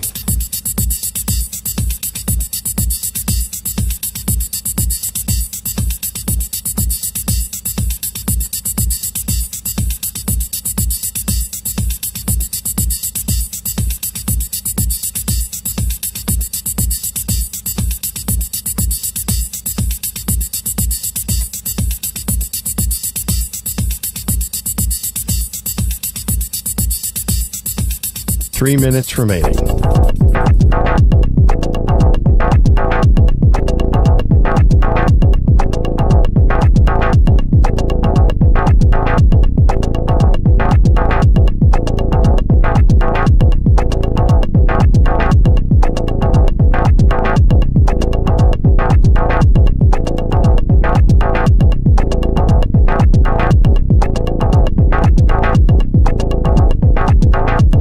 Two minutes, 30 seconds remaining.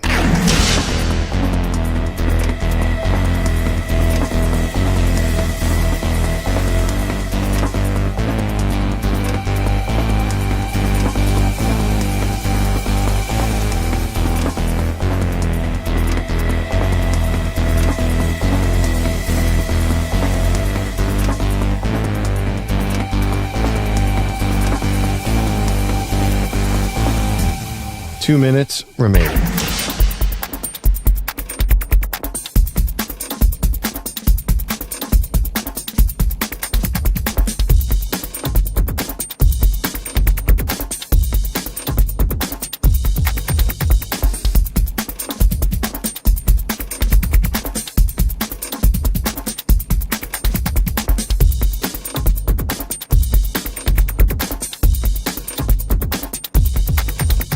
One minute, 30 seconds remaining.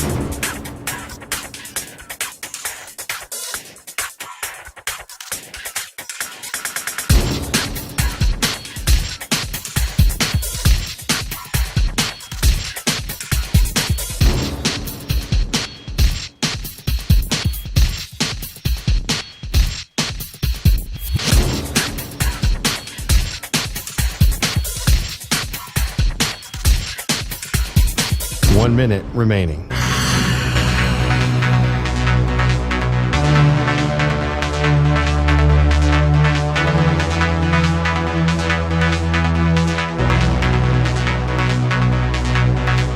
Forty-five seconds remaining.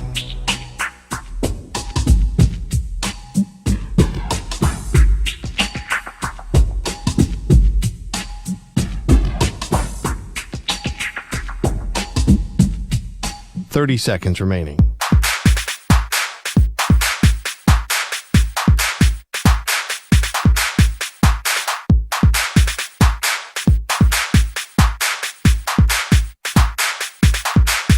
Fifteen seconds.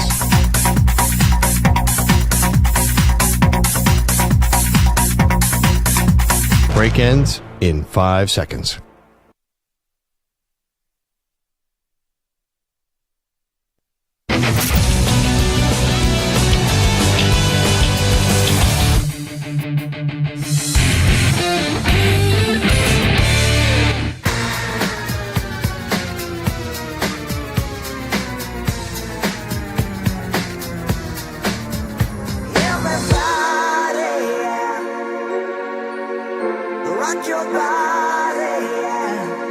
Hey, this is Howie. And this is Nick from the Backstreet Boys. And you're listening to the Zach Gelb Show. And guess what?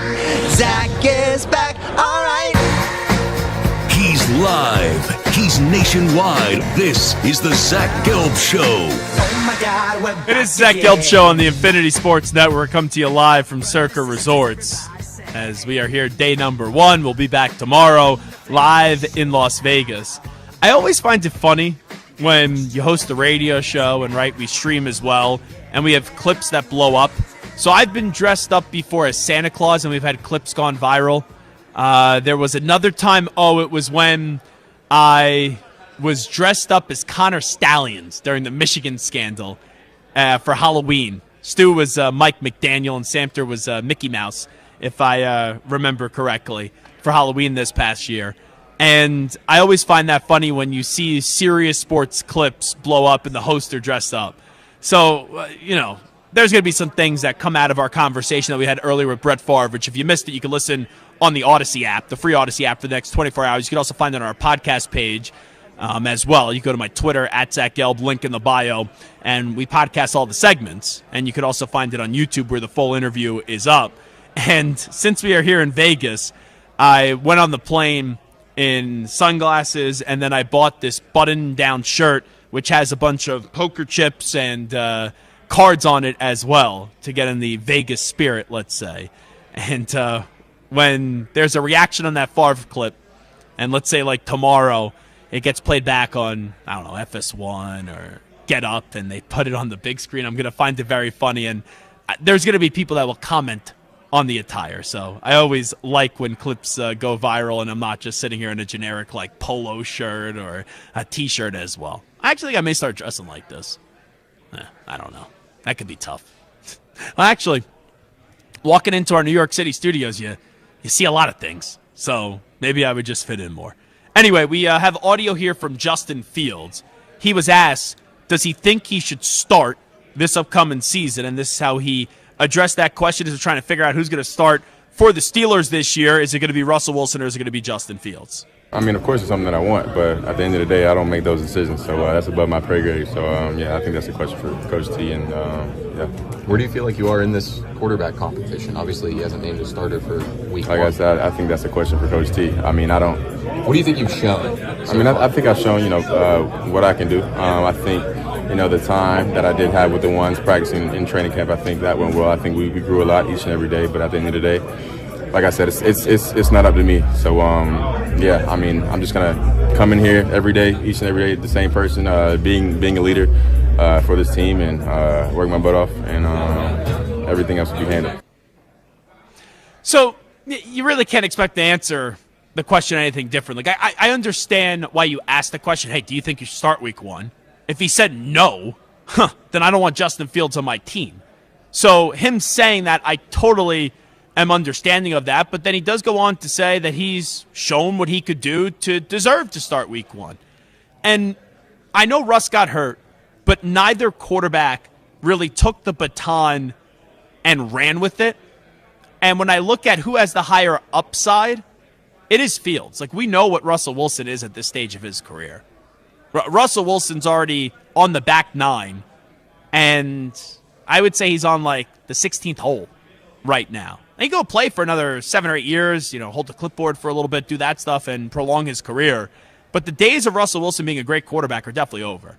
And now it's okay, are you just going to be good? But quite frankly, it doesn't matter who's starting at quarterback this year for the Steelers. The offensive line continues to look as terrible and as rubbish as it's been through the preseason so far.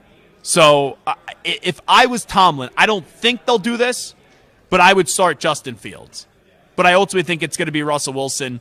And I think at some point over the summer, I said that I don't think the Steelers will be bad enough where Russell Wilson gets yanked.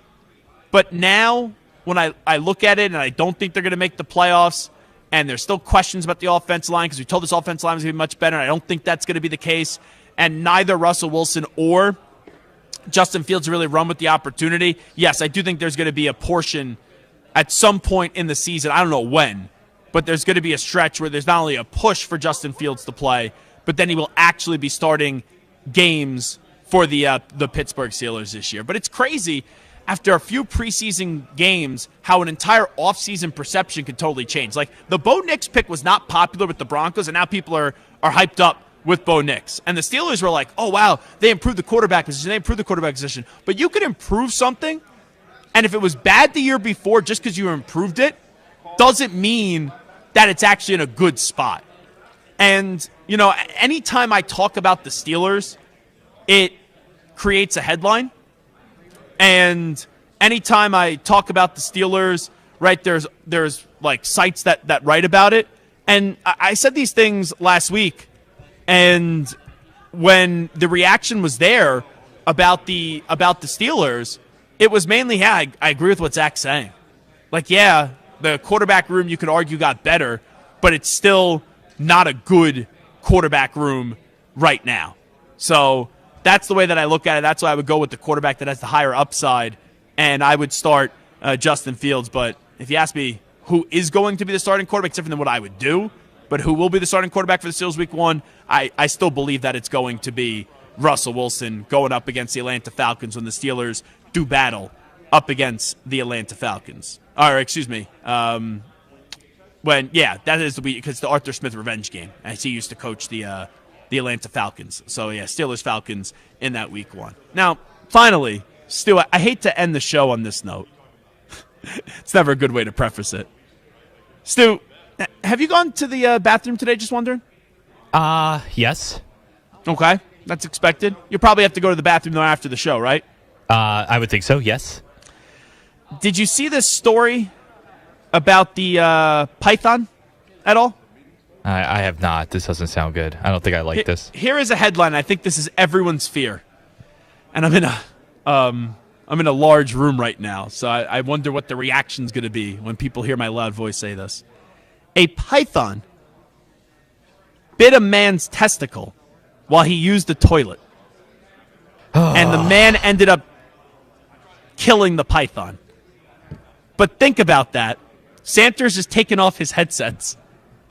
But now everyone, when they go to the bathroom tonight, that is a male, and let's say they're taking a number 2, when they sit down on that toilet, they're going to be thinking about the python that was in the toilet that took a little bite out of a grown man's testicle. Yeah, you want to hear more about this story? I mean, not really, but go for it. Now, you guys are going to get drops out of this. I'm just reading what was said. Quote, I felt something biting my balls, which was very painful. So I put my hand in, and yes, I was caught by a snake, which was biting my balls. That was the quote. It was a Thai man who was sitting down. I hurriedly stood up and plucked it out immediately. I felt hurt, but more shocked. Isn't that's something that I think everyone's thought about? Like, what happens if something comes up from the toilet? The fact that a python actually came up out of the toilet when this man was sitting down to do his business and then also took a little bite, I'm not going to lie, Stu. It's a story that is scary. Very scary. And there's certain things that a guy hears and you just go, ugh! Like I got Adam Schifrin here, I got Jeremy here, I got Santa here. They're all looking at me right now and they're like, oh boy. I'm really a jerk. I am not a good person. Because I waited to the end of the show to bring up this story. I heard Al Dukes from Boomer and Geo talk about this morning as I was in my Uber on the way to the airport to get to Las Vegas. And when I heard that, and I heard that story, and that was at, I don't know, 5:40 a.m., right before I was about to get dropped off at the airport, I was like, how do I even process the rest of the day? Now, I try to avoid going to the bathroom on the airplane at all costs. I tried to avoid it. So I did not go to the bathroom while I was on the airplane, but I'd be like Samuel L. Jackson if I was on the airplane and a python came up with the snakes on the plane. Oh, my goodness gracious. So, Stu, let me know if you go to the bathroom tonight and you have to take a number 2 and how that works out for you. Yeah, great. You got to, stand up as far away as humanly possible, right? Yeah, I mean, that's the only way to kind of do it, right? I mean, if you're worried about that, that's kind of what you have to do. According to the Daily Mail, the man lost consciousness due to blood loss while on the way to the hospital, but survived after receiving treatment. But he killed the python. That's crazy. Absolutely crazy. Pythons bite their prey or attackers to hold on to them and then coil themselves around the target, using their physical strength to suffocate their prey. Then they swallow them whole.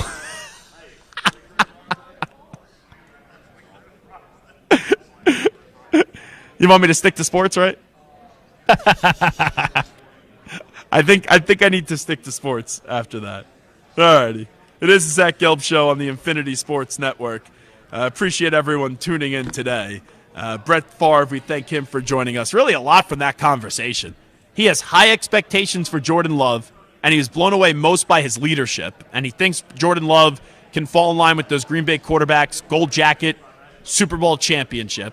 Aaron Rodgers, he was shocked with the Ian O'Connor book that there are quotes in there, not from Rodgers, but people close to Rodgers, like, well, I don't know if Rodgers' dad's close to him, but that know Aaron Rodgers, and also teammates that said that relationship wasn't good, which I think everyone knew, but Favre couldn't believe that.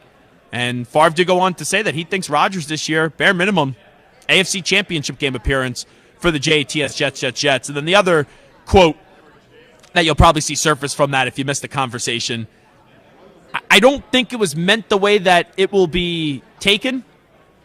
And, you know, he said he reminds him a lot like Jeff George. I think it was just how Jeff George has come out of college and they thought he could do everything. And he said that, hey, he's seen Caleb Williams play a little bit, and obviously there's a lot there, but we know Jeff George's career didn't turn out to be what we thought it was going to be. All righty, big thanks to everyone here on site. Jeremy Knight, Adam Schifrin, also Michael Samter, and back at our New York City headquarters, Jack Carty and Stuart Kovacs. Talk to you tomorrow live from Las Vegas. We out. Bye-bye. Peace.